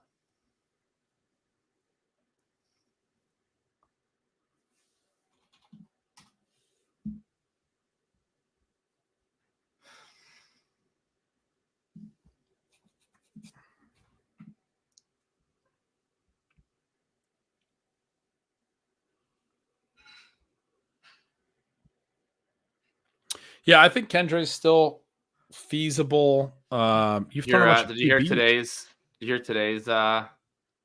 Dennis Allen quote on Mr. Kendrick Miller? No. He's at it again. Says, all I can go off of is what I've been able to evaluate. Frankly, since we drafted him, there's not been a lot of new information other than what I saw in college tape because he's not available. He's talented. I don't know if he can learn the system. I don't know if he can pick the system because he's not been out there. Dennis Allen is the saltiest motherfucker in the whole world. He's just the saltiest motherfucker. My I've never heard God. anyone be like, this fucking guy is injured. And I hate this guy for getting hurt. Like, it's so Oh weird. my God. I love that quote. All right, let's take Shipley, yeah? Yeah, Or wait, ship it. we got another running back pick here? Or do you want to take I think Naylor? it's running back. I think it's running back and Naylor. And Okay. like a quarterback could make sense because this isn't that strong, but I don't know that any of them make sense. So Yeah. I'd be Shipley over Shipley correlates. Naylor correlates. If we can get both of those guys onto this build, that's great. We could stop at 7 receivers as well, right? Who do we have? Yeah, the We'll only receiver that I care about is Naylor because he's correlated. Right. If he So then goes, it's quarterback. then I think we just take a quarterback. Yeah. Okay. Who do we have at receiver? I just want to look at it. Yeah, we have no one that's correlated or correlatable. We have Jefferson, London, Higgins, Brian Thomas, Hollywood Brown, Jerry Jeudy, and Tolbert. I just wanted to see how much I feel like I want an eighth. And I'm like really borderline once I look at that. Like Hollywood Brown, I actually think is really pretty solid for a wide receiver 5, but Brian Thomas is kind of shaky for a wide receiver 4. So it becomes like Judy's a good 6. I think we could be done there. Yeah, it's right on the edge. I think we'd be done there. And we could add Bo Nix or Drake May or Justin Fields, these guys who have in the queue. Yeah. I mean, I could do that for sure. Yeah. Let's talk about the Dennis. What's your thoughts on today's quote? And Dennis Allen hates Kendrick Miller for things outside of his control. Everything that I'm thinking was immediately like, I got to find this quote somewhere where it's written out on Twitter, and then I got to quote tweet it. Speak Index account just tweeted it out, so that's what I read it off of. Nice. I gotta quote tweet this, and I was trying to think through what I'm going to say in that quote tweet. I don't have a clear answer, but it's going to be something very snarky. Dennis Allen is he's something. He's something.